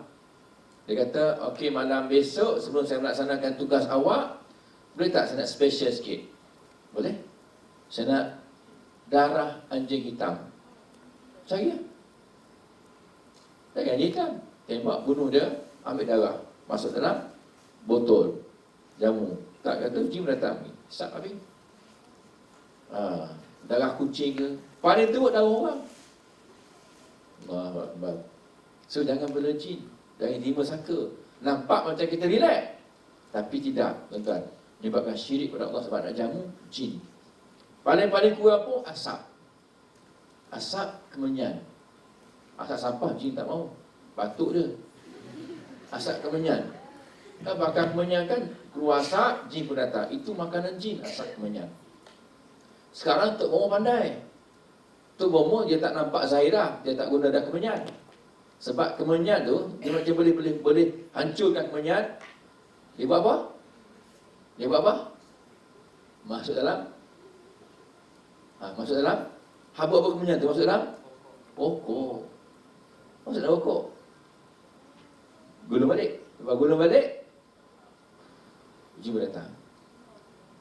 Sekarang zaman moden, bomo moden. So itu menjamu jin. Allahu Akbar, ya. Dan kita terlibat dengan jin. Tapi kadang kita tak tahu. Tahu, cuma kita tak belajar. Apa dia? Kadang-kadang simbolik, dia tak panggil pun. Dia bagi, jagalah keris ni elok-elok. Malam Jumaat kamu kena mandikan dengan limau nipis. Lepas tu kamu kena perasak kemenyankan dia. Lepas tu balutkan kain kuning elok-elok, letak atas tempat yang mulia, tempat yang tinggi. Setiap malam Jumaat buat yang sama. Maknanya kita belajar tu. Perasapkan keris dengan kemenyan. Asap, sama perasapkan keris. Perasapkan keris, kat keris tu ada jin. Kita perasapkan pula dengan kemenyan, jin tu makan kemenyan. Sebab tu ada keris terbang. Pacak dinding. Kenapa kita terbang? Sebab dia mengamuk. Kenapa mengamuk? Sebab tak diperasapkan. Sebab kenapa? Sebab tak dimakan. Mengamuk dah, pacak dinding, ya? Dia jadi lapar. Lepas tu bahaya tu, kena pacak kat tubuh kita. Keris sungguh, cuma dia ada kat keris tu. Nampak tak nampak ni? Macam pening je. Okey. Apa lagi? Tak ada. Lagi naik, habis lah. Okey. Siapa yang tolak konon terima padah, tak adalah. Ya. Kita ada Allah. Ya. Okey. Lagi? Nak cerita, saya tak ada Q&A. Tak apalah, tuan-tuan belajar sendirilah ya. Tapi ingat dalam perempuan mati Allah, ya, kita bersahabat dengan jin, implikasinya sangat buruk daripada kesan agamanya, ya, kesan agama kita lah. So, kalau siapa-siapa sini yang ada training nak bela bersahabat dengan jin, jadi khadam jin, batalkanlah hasad dan niat tersebut. Nabi tak pernah ajar bersahabat dengan jin. Nabi ajar berdakwah kepada jin. Kalau ada peluang dakwah kepada jin, dakwahlah. Saya dari Syifa, ya, pada baru bangi, memang kami akan gunakan diplomasi. Saya lembut dulu. Sebelum kita perang, lembut dulu. Keluarlah. Kamu ni kan jin, dia manusia, mana boleh hidup sama-sama, keluar ya. Kita guna diplomasi cara baik ya. Tak mau keras-keras, tak mau kasar-kasar ya. Kalau dia degil, Malah kita guna ayat ruqyah. Dan akhirnya sebelum dia ada sakit-sakit, sebelum dia keluar, okey, sekarang aku nak ajak kamu masuk Islam. Islamlah kamu. Ikut aku mengucapkan asyhadu an la ilaha illallah wa asyhadu anna Muhammadar Rasulullah. Kalau dia mengucap alhamdulillah, lepas tu tanya lagi ke mana? Hantar ke masjid dah. Tunjukkan mana direction masjid tu. Lepas tu nilai, ada traffic light. Lepas 3 ke kanan, jumpa robat nombor 3, straight lagi jumpa robat, terus cari U-SIM. Duduk kat masjid tu. Contohlah kan. Bagi direction betul-betul kat dia. Tuan-tuan. Itu caranya. Kita berdakwah. Kalau dia degil, aku agama Kristian, Buddha. Tak apa. Aku tak paksa kamu. Tapi kamu jangan kacau orang Islam. Tak, pergi. Implikasinya tuan-tuan ya. Kesannya kalau kita bersahabat dengan jin, lebih baik kita berdakwah. Ya. Okey, dan jin juga dia boleh menghasilkan penyakit kepada manusia dengan izin Allah. Sebab kita dah rawat banyak tuan-tuan ya. Kanser, ketumbuhan, apa penyakit, memang ada kaitan dengan jin. Termasuklah naik pada kudis-kudis. Kudis-kudis ya, pelik. Bila kita jumpa doktor, habis krim dah bagi, tak dapat juga dia surut. Bila baca ayat ruqyah, boleh disurut kulit tadi tu. Kering, cantik macam biasa kulitnya. Sebab apa? Sebab syaitan, jin, ya, qarin, saka, dia menyebabkan kita mengalami kesakitan. Wallahu a'lam bissawab. Itu antara ayat ruqyah ya, yang disebutkan dalam slide. Okey, ada soalan? Lebih kurang 2 minit lagi. Soalan Apa nama? saya Muhammad Aziz dari Putrajaya. Oh, jauh saja. Ya, you see, okey, teruskan. Pasal penggunaan garam, medikam dalam pengubatannya limau dan bidara itu. Kemudian pendapat Ustaz pasal orang guna kaedah botol. Okey. Anggap situ botol. Cukup. Ataupun lagi ada yang pasal korin ayat tertentu yang ada korin. Khadam. Yang pertama, ayat yang ada khadam. Ulama kata ayat tak ada khadam. Setiap satu huruf ada khadam. Tak ada. Dari bahaskan oleh ulama, tak ada. Satu. Nombor 2, membotolkan jin. Yang pertama, tuan-tuan kena ingat, bukan tugas kita nak membotolkan jin. Baik botolkan kicap, sos tomato, sos cili dan sebagainya. Ya? Betul, satu. Tak ada kerja ya. Yang kedua, tuan-tuan perempuan, membotolkan jin. Jin ini bukan ada fizikal macam kita. Bukan ada fizikal. Dan tuan-tuan, kita belajar dalam kisah Ifrit, jin ini cepat. Kita di sini tuan-tuan, saya boleh, katakanlah saya ada bela jin. Saya boleh arahkan jin saya, pergi Amerika kejap. Dia pergi Amerika. Dia Amerika, datang balik, buat berita. Memang ada. Namanya Barack Obama, sekarang di White House, kita kan, tengah makan sekarang, breakfast, digital. Sebab dia boleh cepat kelajuan dia. So kalau kita ambil pegang jin, pegang pun tak tahu pegang apa, masuk dalam botol, sementara nak tunggu botol tu buka, kita tangan tu kan, dah buka tutup botol, masuk, kemudian nak tutup botol, dia dah keluar dah, cip, dia keluar. Sebab kita tak nampak. Kita tak nampak. Itu kita ambil daripada Quran, daripada hadis. Jin tu kecepatannya luar biasa. Sebab dia unsurnya, dia campur dengan unsur angin yang beruap panas. Jin tu. Dia unsur angin beruap panas, dia boleh keluar. Dia boleh jadi kecil, boleh jadi besar, menjelma, dia boleh. Dia boleh keluar kot ni. Macam dia masuk dalam saluran darah kita, body kita dia masuk, masuk. Dia boleh keluar. Biasa dia keluar kaki. Dia masuk badan kita, keluar kaki. So kalau badan kita dia masuk keluar, botol pun sama juga. Sebab jin tu dia saya sebut tuan-tuan, saya bukan jin, nak sebut susah. Tapi dia bukan objek yang boleh kita masuk-masuk macam pasir ke, macam lipan ke. Sebab tu tuan-tuan, benda tu masih dalam kajian lagi. Sebab tu kita perlukan orang yang membotolkan jin tu tampil macam mana awak punya kaedah tu. Sebab tu dibuang botol kat laut pula kan. Ada orang kata simbolik saja. Simbolik. Wallahu alam. Dan Nabi tak pernah ajar. Sebab tu kita jangan buat apa yang Nabi tak pernah ajar, atau ulama tak pernah ajar. Yang Nabi ajar ialah minta perlindungan daripada jin dan syaitan. Nombor satu tadi lupa, garam, lada hitam, Air batu. air batu ataupun limau. Okey, garam atau daun bidara kan. Daun bidara memang ada hadis dari Ibnu Abbas radhiyallahu anhuma menyuruh menggunakan daun bidara bila merawat orang penyakit pesakit kerasukan. 7 helai daun bidara memang ada untuk mandi dan minum. Kita ramas-ramaskan daun bidara tersebut masuk dalam gelas. 1/3 kita minum, 2/3 tu kita campur dalam sabadi air, kita mandikan dia. Memang ada hadis Ibn Abbas. Yang kedua ialah garam dengan lada hitam, termasuk limau nipis. Limau nipis dan garam ni tuan-tuan, dia boleh menyebabkan bisa yang sakit amat sangat kepada, bukan kata syaitan, kita pun sakit. Tuan-tuan ya, tuan-tuan kita dah baca ruqyah, dia sakit, dia macam luka-luka. Nak tambahkan lagi kesakitan dia, senang je. Awak mandi nanti, awak campurkan dengan air limau nipis yang dah dibacakan ruqyah, campurkan perah limau. Tuan-tuan, kalau kita luka tuan-tuan perah limau, dia macam mana? Sama. Kita luka kena air garam, macam mana? Sakit, pedih. Tuan-tuan, kita luka kumur air garam pula. Bibir kita dah ada ulcer, kumur air garam pula. Contohlah, sebab tu air garam tu dia bisa yang amat sangat kepada syaitan telah dilukakan dengan ayat ruqyah. Dan bidara dah ada. Guna air batu.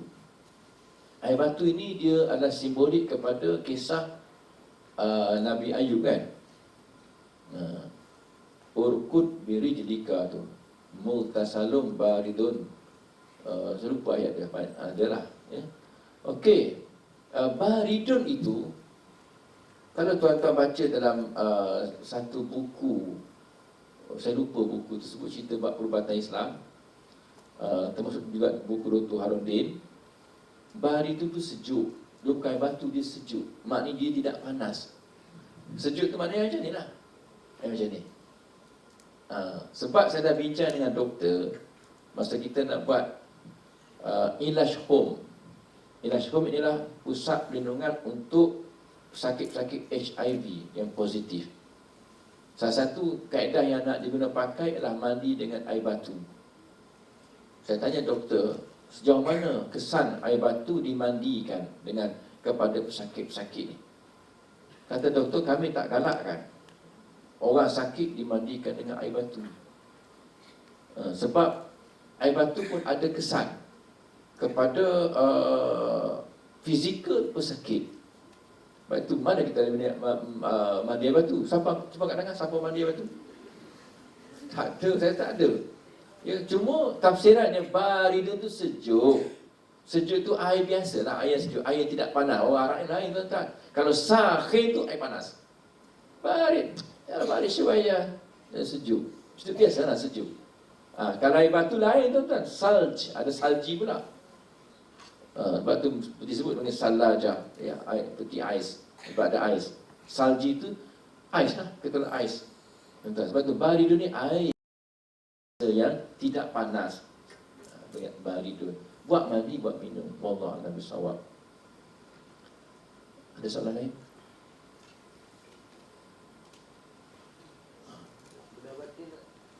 Dah batin nak kira batin. Bakar?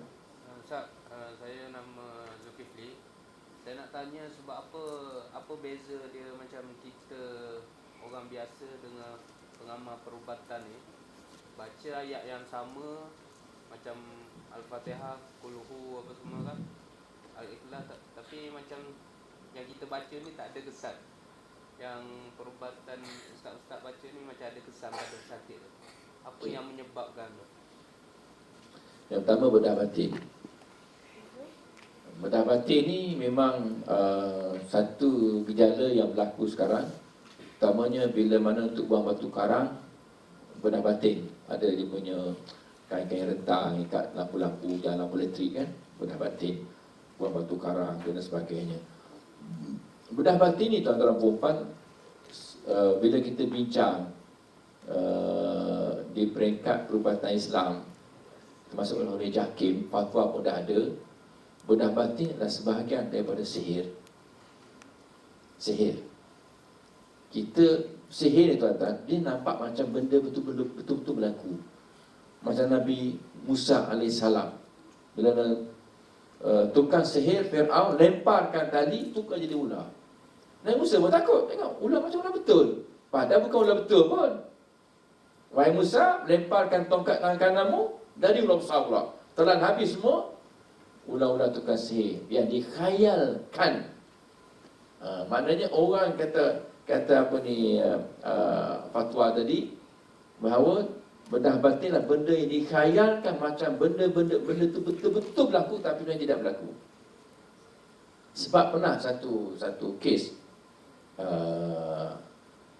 pesakit telah dibedah batin. Jadi seorang keluarganya datang, memang betul dia bedah tengkorak kepala ni kan, bedah dada ke, nampak macam betul-betul. Lalu si keluarga pesakit ni, dia pergi tempat yang bedah tu, dia lap darah dengan tangan dia. Lap darah, kemudian bila habis pembedah batin, dia pun keluar balik rumah, tapi tangan dalam poket ni. Dia tak mau tengok lagi, dia tak pesan dengan siapa. Sampai rumah, dia tengok darah tak ada. Masa pembedah berlaku, memang nampak darah keluar. Dia pegang darah tu saja nak tengok darah ni ada ke tak ada. Masuk poket, kemam tutup, genggam tutup, sampai ke rumah dia buka balik, memang tak ada darah. So, saya lebih suka dengan pandangan tadi bahawa bedah batin ialah benda sihir yang berlaku zaman sekarang, yang memang benda tu macam berlaku tapi tidak berlaku. Berapa ramai dah bedah buang batu karang, tapi masih ada lagi batu karang bila pergi x-ray ke hospital. Ada lagi batu karang. Tuan-tuan, so berhati-hati dengan bedah batin. Ya, nikah batin ke, sembahyang batin ke, apa batin-batin lah. Tenaga batin okey. Ya. Okey, tadi apa lupa dah. Perubat Islam baca. Okey. Kenapa beza bila pengamal perubatan Islam dengan orang yang tidak mengamalkan perubatan Islam, bacaannya berbeza? Saya, tuan-tuan perempuan, bukan kata orang awam. Ustaz sendiri yang tak belajar dengan ustaz yang belajar pun ada beza. Ustaz yang tak belajar, dia baca, tak nampak kesannya kepada orang yang kena rasuk. Bila kita panggil orang yang belajar ilmu perubatan Islam dan beramal dengan ayat ruqyah, walaupun dia bukan ustaz, dia baca jadi. Kenapa? Sebab yang pertama, tuan-tuan, bila kita belajar ilmu perubatan Islam, yang pertama, kita faham siapa syaitan, apa kelemahan dia, di mana titik kelemahan dia, kat mana nak pegang, di mana nak baca, ayat apa nak baca. Kita belajar. So, bila kita faham siapa tu syaitan, kita akan jauhi benda-benda syaitan suka. Sebab tu dia amalkan macam tu, diajar macam tu ni tuan guru. Baca ayat ni, dia bukan baca masa nak beramal saja. Lepas sembahyang, awak kena baca. Bayangkan, 5 kali waktu sembahyang, 5 kali baca, 5 kali ulang. Benda yang sama, apa dia? Ayat ruqyah. Tapi bila kita pula, walaupun dia ustaz, ada orang kena histeria, tu ustaz, Bismillahirrahmanirrahim, Allahu la ilaha illa wal hayyul qayyum. Kita baca, tuan-tuan, selama ini macam anda baca lah, kalau anda tidak terlibat dengan perubatan Islam, anda baca untuk apa? Pahala kan? Pahala je. Tapi orang belajar ilmu perubatan Islam, dia baca sebagai protection. Baca je, ayat ni ayat protection dia baca, dia niat dah untuk protection. Satu, tuan-tuan, kena ingat ya. Yang kedua, tuan-tuan, berkat guru tadi. Guru, sebab tu kena berguru. Kita belajar ilmu perubatan Islam bukan dengan buku lain. Buku tu nak tambah nilai saja. Ada orang belajar dengan buku, tak edit, dia buku. Baca buku, ustaz-ustaz mana tak kisahlah, baca buku ni, ayat pada diri ni, baca. Kita beramal. Tak kesat, macam orang ada guru. Orang ada guru yang betul ya, bukan kita benda, guru betul. Dia punya guru tadi tu, barakah guru tu tuan-tuan dan puan. Saya pernah pergi ke Singapura. Habis ceramah macam ni lah. Ustaz, boleh tak tolong scan saya Ustaz? Nak tolak tak boleh, hantar pentas. Nak terima pun tak sepatutnya. Tapi tak apalah, Ustaz kata awak main seorang lah. Tak apa orang main. Ambil satu kursi, doa dia. Dia kata buat saya, Ustaz, saya tahulah Ustaz pandai berubah. Sebab Ustaz belajar dengan Ustaz Harundin, dia kata. Mana dia dapat tahu? Dia dapat trace guru. Kalau kita tak ada guru, dia pelekeh lah. Dia pelekeh. Tak betul kursi mu tu. Dia pelekeh kita. Kita dah, pada betul dah. Dia tak betul. Lagi kita marah kan. Celaka syaitan ni. Kata aku tak betul dah. Tuan-tuan. Tapi kalau ada guru, dia tahu dah. Aku tahu mu ada anak murid kesayangan Datuk Dr. Harundin sebut. Kamu ni adalah anak murid kesayangan Datuk Dr. Harundin. Kata kat saya. Dia diamlah. Betul tak betul syaitan ni. Kita nombor dua kan. Tapi betul lah saya anak murid dia. Mana dapat tahu? Tuan-tuan, bila ada hubungan yang baik dengan guru tuan-tuan, barakah guru tu, syaitan tahu. Membelajar kat mana ilmu ni. Sebab syaitan pun, dia takut dengan Ustaz Harundin. Contoh begitu kan. Lalu je, ada orang merau. Lalu je ada orang misteri agak kena lah. Lalu je tak baca pun. Tuan-tuan. So barakah guru. Sebab tu kena belajar dengan berguru. Pilih guru pula. Guru tu betul tak betul. Muktabar ke tak muktabar. Arif tak tidak arif dalam bidang syaitan, iblis dan sebagainya. Sebab tu bila kita baca dengan dia baca lain. Berbeza. Dia baca tu jadi. Sebab tu orang tanya saya, kenapa Ustaz masuk dalam astro murabi tu? Ustaz baca baru separuh Fatihah, orang tu dah meraung dah. Baru separuh tak habis Fatihah. Belum habis Fatihah lagi. Belum baca kursi lagi tu. Kenapa dia dah meraung, tuan-tuan? Sebab tadilah saya sebut ya, kita sentiasa beramal dengan Quran. Ayat ruqyah. Tuan-tuan boleh buat, ya, tapi kena ada guru. Bila ada guru tuan-tuan, dia ijazahkan kita, okey, maknanya barakah tu turun. Ijazah tu barakah lah turun. Dia perkenalkan, dia redha, dia akan bantu kita dalam doa. Dia sentiasa ada nama-nama kita, tuan-tuan. Kita beramal, balik beramal, itu dia mantapkan lagi, tambah dengan keikhlasan nombor 3, nak bantu orang. Kalau dia beramal tapi nak duit, tak jadi. Nampak dah 10 ni untuk seri ni 10 kan. Jadi buat niat tak betul dah.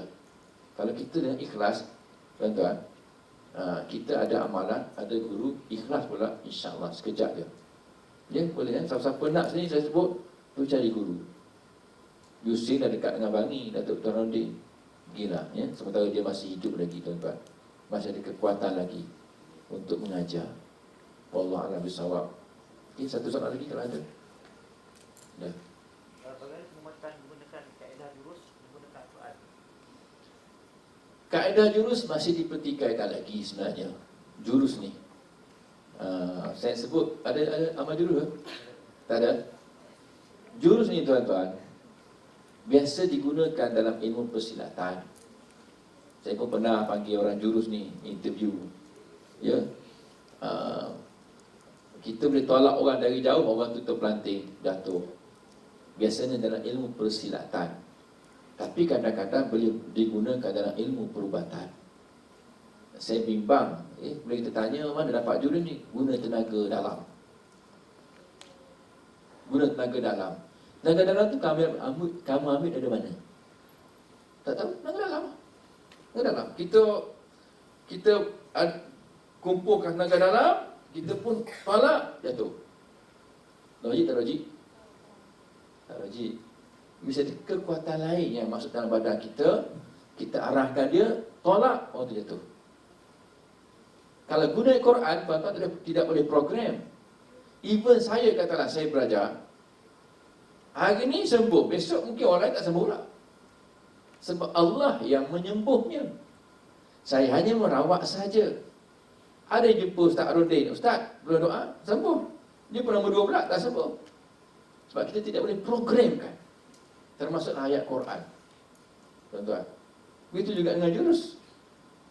Kalau anda boleh programkan tenaga dalaman, saya ada tenaga dalaman juga, tapi tak sampai berangkat jurus. Kenapa dia boleh? Takut ada unsur luar yang kita tak nampak, Kita rasa tenaga dalaman, tapi tenaga jin, makhluk halus yang kita gunakan untuk tumbangkan orang. Jadi saya timbang, mana-mana ada jurus, jangan belajarlah. Ya? Jangan belajar. Sebab saya nampak ada pula yang dia rasa dah ada jurus, boleh tumbangkan orang dari jarak jauh, dia rasa bongkak lah. Saya panggil interview dia, nampak lain macam lah. Dia tidak tawaduk, rendah diri, tak ada. Dia dah bongkak sebab dia boleh program. Siapa-siapa nak kenakan dia tahu lah. Ustaz, saya nampak Ustaz, siapa nak kenakan saya tolak, saya jatuh dia. Wah, hebat dia. Nampak dah sombong dia tu. Wallahualam bisawab. Baik elakkanlah. Perempuan muslimat tak tak? Untuk susu, tak susu. Awet muda. Ada rahsia untuk awet muda. Nah. Rahsianya lah, minumlah jus Tok Guru. Ada soalan lain? Tak ada soalan, saya nak balik cepat ni. Tadi saya bertugas pula di Darul Syifa, merawat orang. Siapa nak datang boleh jumpa.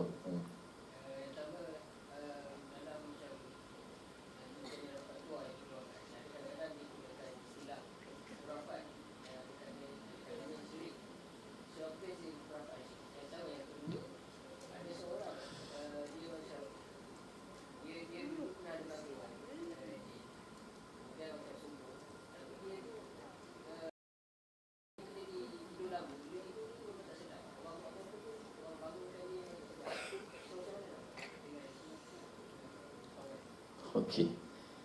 Pelik sungguh lah. Dulu rajin subuh, yang tidur tak sedar lah, tidur mati lah. Boleh jadi ada gangguan jin, boleh jadi. Ruqyahkan dia. Bawa ke Darul Syifa pada baru bangun, ruqyahkan dia. Minta Ustaz ruqyahkan dia. Mungkin yang datang tu jin tidur. Betul, jin tidur. Ada yang suka menangis, jin menangis. Tengok ketika dia jin. Jin suka tidur masuk badan, dia tidur dah. Jadi kita ruqyahkan dulu. Sebab tuan-tuan, kita nampak normal, fizikal nampak normal. Dan orang yang ada gangguan jin, dia tak tahu dia ada gangguan jin, melainkan orang sebelah yang tahu. Ini pelik lah. Saya pernah tuan-tuan pergi ke satu rakaman TV. Bila rakaman TV tu, Ustaz ada bawa pesakit tak? Kita nak tunjukkan kat TV. Tak ada. Minta maaf, saya tak sempat lah. Saya banyak kerja, seminar, ceramah. Tak sempat nak cari patient. Tak apa dia kata, Ustaz, kita cari siapa kat kru-kru kita yang boleh berlakon sekejap. Okey, tak ada masalah. Saya kata cari yang perempuan, senang. Kok ada jin lah. Betul-betul memang ada jin perempuan tu. Kita ruqyah memang ada jin. Menggigil badan dia lah. Lepas tu dia kata, Ustaz, baru saya tahu kenapa saya susah tidur. Yang jin ni susah tidur lah. So yang jin rajin tidur ni, jin rajin tidur. Jadi kita ruqyahkan dulu dia, bawa ke klinik ataupun pusat perubatan Darul Syifa. Kita ruqyahkan, baca ayat ruqyah. Nak tengok. Biasanya ada lah. Sama ada dia akan sedar benda tu ada, ataupun dia keluar sendiri. Dia keluar kaki. Dan kita mandikan dia supaya tidak berulang. Mandikan dengan air ruqyah tadi, air jampi di bawah dia. Yang kedua, khurafah dengan syirik. Khurafat ini ataupun kepercayaan tahyul yang dia hampir-hampir kepada syirik. Syirik ni memang confirm sabit dengan Quran dan hadis syirik. Seperti tangkal azimat. Inna ruqa wa tamaim wa tiwala syirkun, kata Nabi. Maka maknanya pakai tangkal azimat syirik. Bukan khurafat. Kita bila makan tangkal azimat jadi khurafat, tak? Syirik. Tapi kadang-kadang ada yang khurafat. Itu kepercayaan yang karut-marut. Itu namanya khurafat, tahyul. Seperti percaya kelabu Kaabah tu, percaya tali kemah Mina, percaya padang batu Arafah, percaya apa lagi, percaya benda-benda yang tak betul percaya. Sampai peringkat ramai-ramai serumah. Ramai-ramai serumah tanda apa? Tengok, ada percayaan masing-masing. Saya tanya je kan, awak dah jawab, ada kepercayaan tu, itu khurafat apa tu. Ramai-ramai serumah, ada orang datang kan, nyanyi kat dapur. Tengok, kepercayaan tu, itu khurafat, tak sampai syirik. Dia khurafat maknanya benda tidak ada asas. Khurafat ni daripada agama, tak ada asas dipanggil khurafat. kepercayaan. Kalau hukum pula tak ada asal dipanggil bid'ah, hukum. Kepercayaan dipanggil khurafat. Jadi itu bezanya antara khurafat dengan syirik. Syirik ni confirm sabit dari Quran dan hadis, syirik. Khurafat tidak sabit Quran dan hadis, tapi tak betul yang tersebut. Tidak ada dalil, maka dipanggil benda-benda tidak berasas. Kepercayaan tidak berasas dipanggil khurafat. Wallahu a'lam bishawab. Soalan ni? Tak ada. Malas. Ustaz, saya nak tanya, adakah kalau macam ketagihan kepada maksiat ke, macam contoh minum arak ke, dadah ke, zina ke, adakah itu pun boleh disebabkan oleh jin? Okay.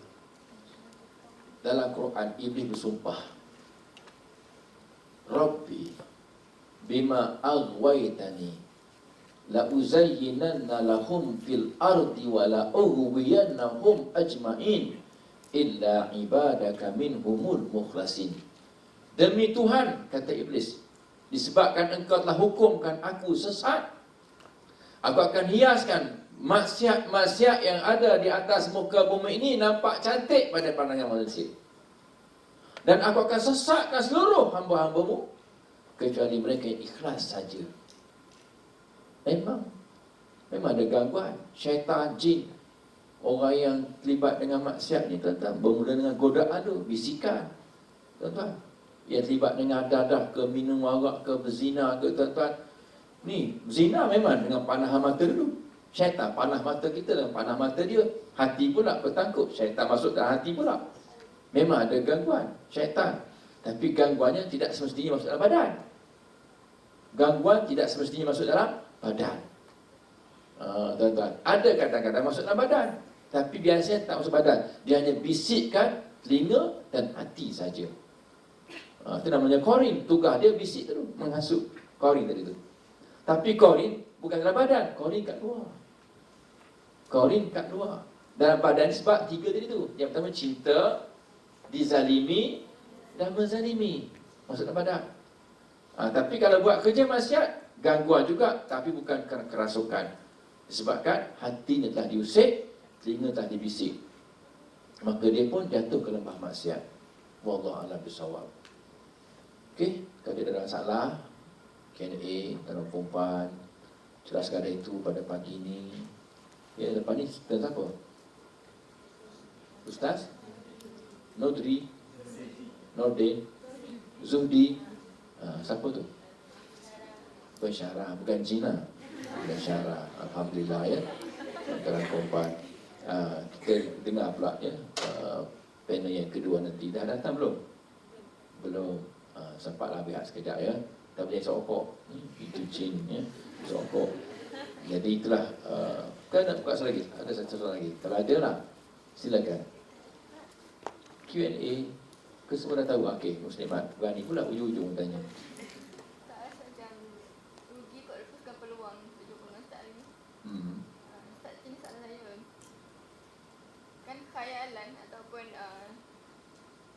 kita macam berkhayal lah kan.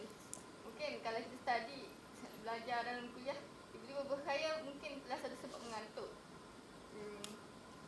Jadi macam mana Ustaz kalau bab bermain dengan fikiran ni, dia di antara macam mana kita nak elak lah disebabkan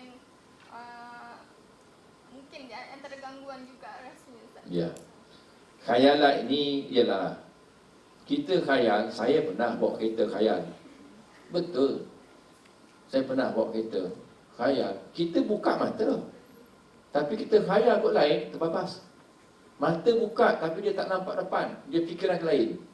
Fikiran dia pergi kampung ke, mata buka. Makna dalam perempuan yang pertama, ada faktor lain.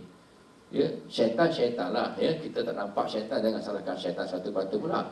Kita khayal mau syaitan salah ni. Tak, kadang kita tak cukup tidur. Tak cukup tidur. Ya. Yang kedua, barangkali matahari panas terik sangat. Suasana tak selesa. Panas dalam bilik dewan, aircon tak fungsi.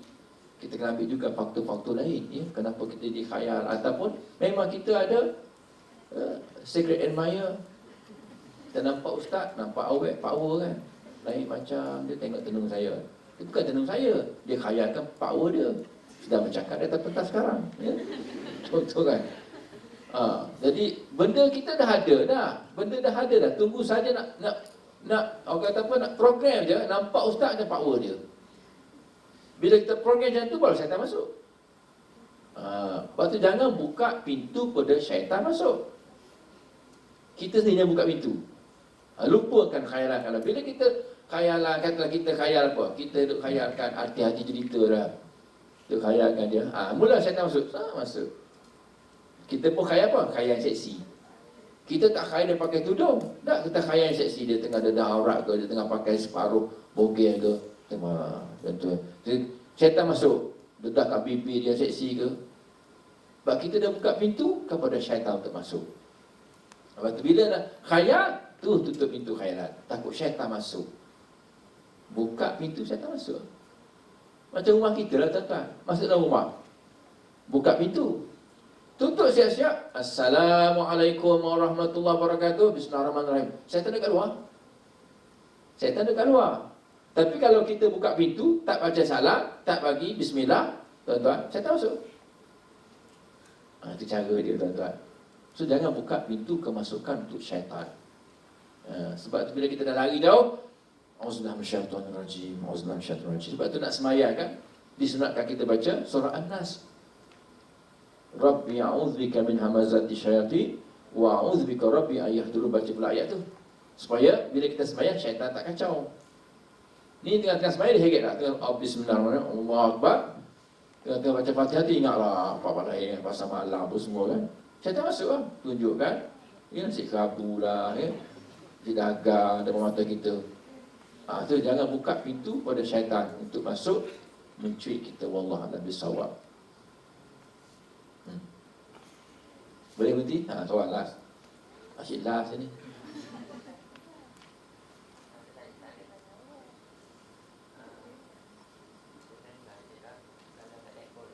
Kalau nak tengok Korin,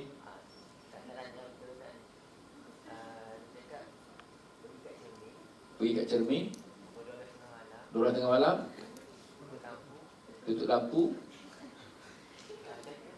Macam tu lah.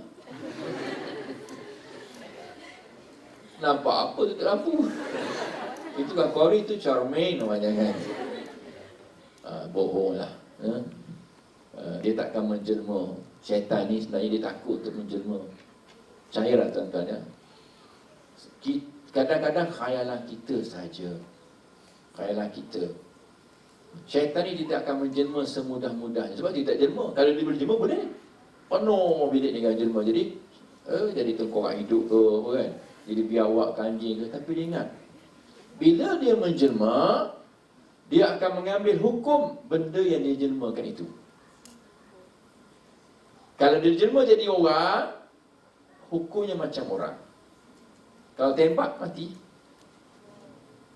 Kalau jelma jadi anjing, hukumnya macam anjing. Pukul ketuk kena kepala mati. Lepas tu dia tak nak menjelma. Sebab dia mendedahkan dirinya kepada risiko yang tinggi, iaitu mati. Lepas tu tuan-tuan, nak menjelma depan cermin pula depan kita kan. Tak payah, dia takkan menjelma macam tu. Itu semuanya khayalan, cerita-cerita Melayu saja. Ataupun untuk promo, tuan-tuan. Dan kita janganlah mengharap untuk bertemu, berjumpa ataupun melihat wajah dia, tak payah. Baiklah kita doa, ya Allah, aku nak lihat wajah Rasulmu dalam mimpi, ya Allah. Nak lihat wajah Nabimu, ya Allah. Apa nak buat? Tidur dengan wuduk, menghadap kiblat, baca selawat. Ya Allah, perlihatkanlah wajah Nabimu dalam mimpiku, ya Allah. Lagi bagus, ni nak lihat wajah Korin. Buat apa? Ya, buat menakutkan lagi kita. Wallahu a'lam bissawab, tak betul. Okey. Tak habis lagi. Soalannya ya Allah kan. Banyak pos. Korin jin tak mati. Tak. Kalau jin tu tak mati kecuali dengan beberapa sebab. Sebab tadi lah, antara sebab-sebabnya kena panah peti, naik ke langit, curi, mendengar percakapan malaikat. Yang keduanya bila bergaduh sama-sama dia. Lepas tu bila malaikat Dia tanya Allah, bila mana kata Allah, inni ja'ilun fil ardi khalifah, qalu ataj'alu fiha man yufsidu fiha wa yasfiku dima. Dan surah Al-Baqarah. Aku nak jadikan manusia sebagai khalifah di atas muka bumi. Kata malaikat, wahai Tuhan, apakah kamu jadikan di atas muka bumi ini satu makhluk yang akan merosakkan muka bumi dan membunuh-bunuh sesama mereka?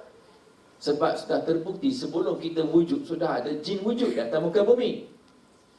Jin menjadi makhluk yang pertama di atas muka bumi ni. Dan jin itu berbunuh-bunuhan. Wa yasfiku dima, menumpahkan darah itu membunuh. So jin yang kuat membunuh jin yang lemah. Dia boleh mati dengan sebab tu. Ataupun yang ketiga, ayat ruqyah. Kalau dia berada dalam rupanya ori. Tapi kalau dia menjelma, dia ambil tempat tu lah. Ambil tempat tu. Sebab tu, tuan-tuan, kalau dikatalah jin tu menjelma jadi manusia, kita ambil petrol, kita bakar dia, tuan-tuan, dia akan mati. Manusia tu mati, jin tu mati. Kalau masuk dalam badan orang, kita bunuh, guru mati. Jin mati, syaitan mati, manusia mati. Kalau dia menjelma tu bukan orang, dia menjelma sahaja. Dia menjelma jadi apa? Jadi ular. Sebab pernah berlaku tuan-tuan, jelma jadi ular. Ular tu kalau sungguh jin lah, menjelma. Bila kita bunuh dia, jin tu mati.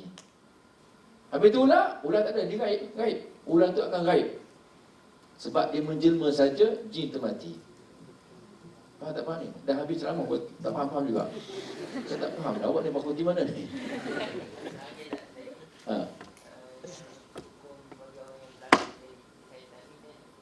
Yang berlaku jadi jin syaitan, lebih kurang sama lah.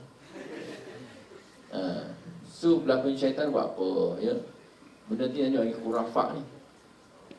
Khurafat. Sebab kita mengajar orang benda tak betul. Dan kita menakut-nakutkan orang. Siapa-siapa berlaku sebagai jin syaitan dengan muka yang menakutkan, ingat, dia sebenarnya telah mengajar orang takut gerun kepada makhluk halus, syaitan, jin yang asalnya hina daripada kita, yang sepatutnya kita takut pada Allah. Bayangkan tuan, kita mengajar orang takut pada iblis syaitan, apa hukum dia? Lu jawablah sendiri. Patut kita ajak orang takut pada Allah. Wallahu a'lam bishawab. Kalau awak sifat ni penjelasan tak tu? Yang betul-betul begitu tetap betul. Selawat syifa, sebenarnya barangkali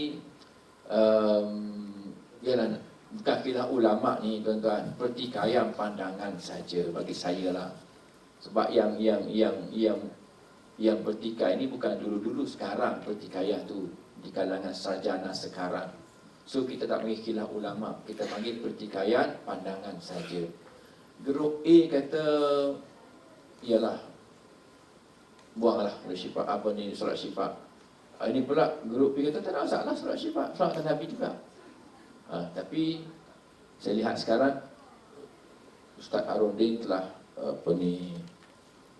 kendor toleransi. Tak apalah, kalau kata solat syifa tak betul, dia tak buatlah, tak dalam buku tak ada lah. Tak ada lah dalam buku. Menghormati pandangan orang lain, walaupun tidak ada salahnya solat syifa tu, ya. Allahumma salli ala sayyidina Muhammadin tibbil qulubi wa dawaiha wa afiyatil abdani wa shifaiha wa nuril absari wa diyaiha wa ala alihi wa sahbihi wa barik wa sallim. Mudah-mudahan dengan selawat sihat badan kita. Sebab bila kita selawat tak Nabi sekali, Allah selawat kata kita 10 kali. Selawat Allah kata kita berupa kebaikan, doa-doa kebaikan. Jadi nak buang boleh ganti selawat lain, tak ada masalah, ya. Sekadar pandangan saja. Wallahu a'lam, ya. Okey, muslimat akhir sekali last. Salam.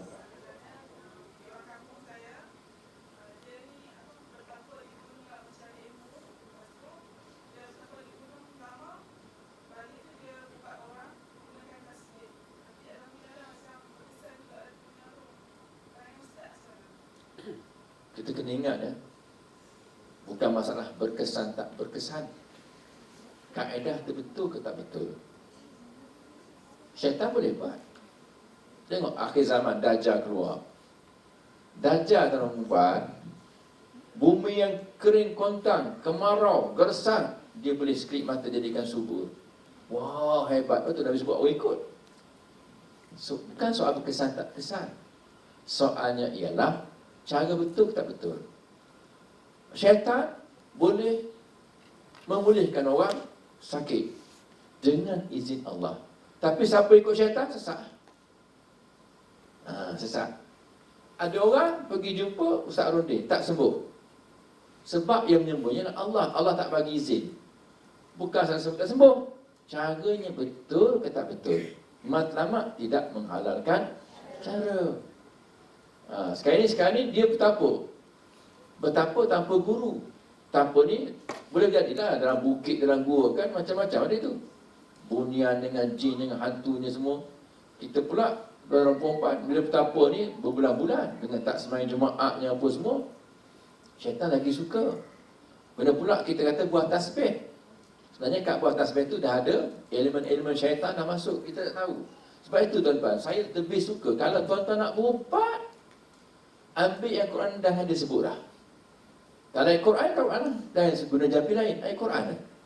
Kalau benda Nabi sebut, buah kurma ke, buah tin ke, buah zaitun ke, jangan guna kayu. Kayu koka ke, kayu kaku ke, kayu buah tasbih ke, sayang. Nanti kita percaya kayu tu ada power. Bila kayu ada power, syirik. Tolonglah saya minta maaf lah, buat tasbih tinggal kat rumah. Tak boleh berubah, buat tasbih tinggal kat rumah. Maknanya buat tasbih tu ada super power. Habis itu berubatkan Allah. Bacalah Fatihah. Kenapa nak buat tasbih? Bezalah. Sebab bila buat tasbih tak ada, tak boleh berubat. Sebab iktikad penyembuhnya buat tasbih tu. Kan wasak. Ni tuan-tuan yang sebut ya, iktikad kena betul dalam perubatan. So, tugas awak belajar di USIM, pulihkan kepercayaan orang kampung, bersihkan akidah mereka. Boleh? Kenalah. Tugas kita dakwah ni. Daripada benda-benda syirik ni, dah syirik ni. Bukan tak payah khurafat dah. Sebab percaya benda lain ada satu kuasa. Buat tasbih je. Nama buat tasbih kan, kayu je ataupun apa-apa batu ke. So bersihkan mereka daripada syirik dan khurafat. Wallahu a'lam bishawab. Saya ada nanya. Mana ada orang ni, setengah orang ni dia pergi ketewakan untuk melihat alam gaib. Dan ada juga orang yang bukan sakit dapat melihat alam gaib. Maksudnya saya, kalau orang yang dia ada hantu tu dia nampak. Jadi saya nak minta komentar macam ni. Biasanya orang yang boleh melihat benda-benda makhluk halus, dia pun ada makhluk halus juga. Dia sebegitu, walaupun dia tak sakit. Sama ada dia ada saka, boleh lihat. Dia lihat sebelah kiri awak ada baju warna putih, belakang ada jubah hijau. Tapi dulu baik. Mana dia dah ada benda lain dalam badan dia, tanpa dia sedar. Okey. Sama ada dia berumur, ataupun sakit, ataupun dia ada benda lain. Kecuali budak-budak lain. Budak-budak dia bersih fitrah, dia nampak. Dia kata kat tingkap. Betul kan? Memang ada kat tingkap, dia nampak. Dia bersih. Dia ada dosa. Tapi bagi orang biasa, kalau dapat lihat sekali-sekala, barangkali itu kelebihan kau bagi. Sekali-sekala dapat lihat. Tapi kalau dia boleh programkan, asyik dapat lihat je, dia ada masalah. Sebab tu saya pernah ada seorang budak ikut saya berubat, dia dapat lihat Ustaz kat dada, Ustaz kat dada dia, Ustaz. Sekarang dia pandang Ustaz, dia marah Ustaz, mata dia merah, dia pandang Ustaz sebab Ustaz merawat sakit ni. Ibu dia seronok, anugerah daripada Allah Ustaz, alhamdulillah. Budak tu masa tu umur 14 tahun, 16 tahun. Budak perempuan ikut saya dengan mak dia. Jadi saya jumpa Ustaz Arundin.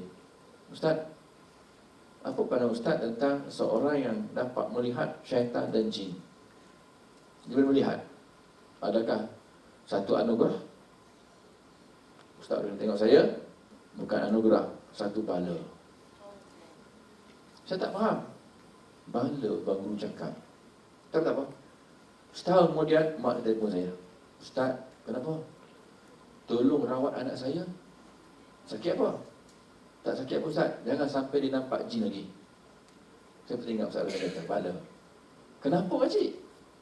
Anak saya nak ambil SPM.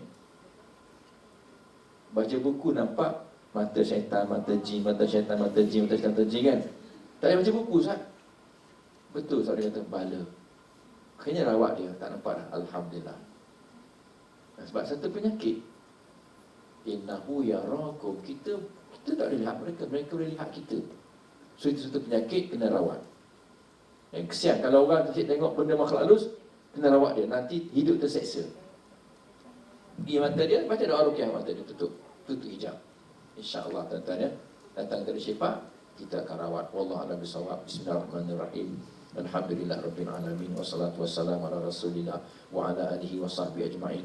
Allahumma dzakirna ma nusina wa 'allimna ma jahilna.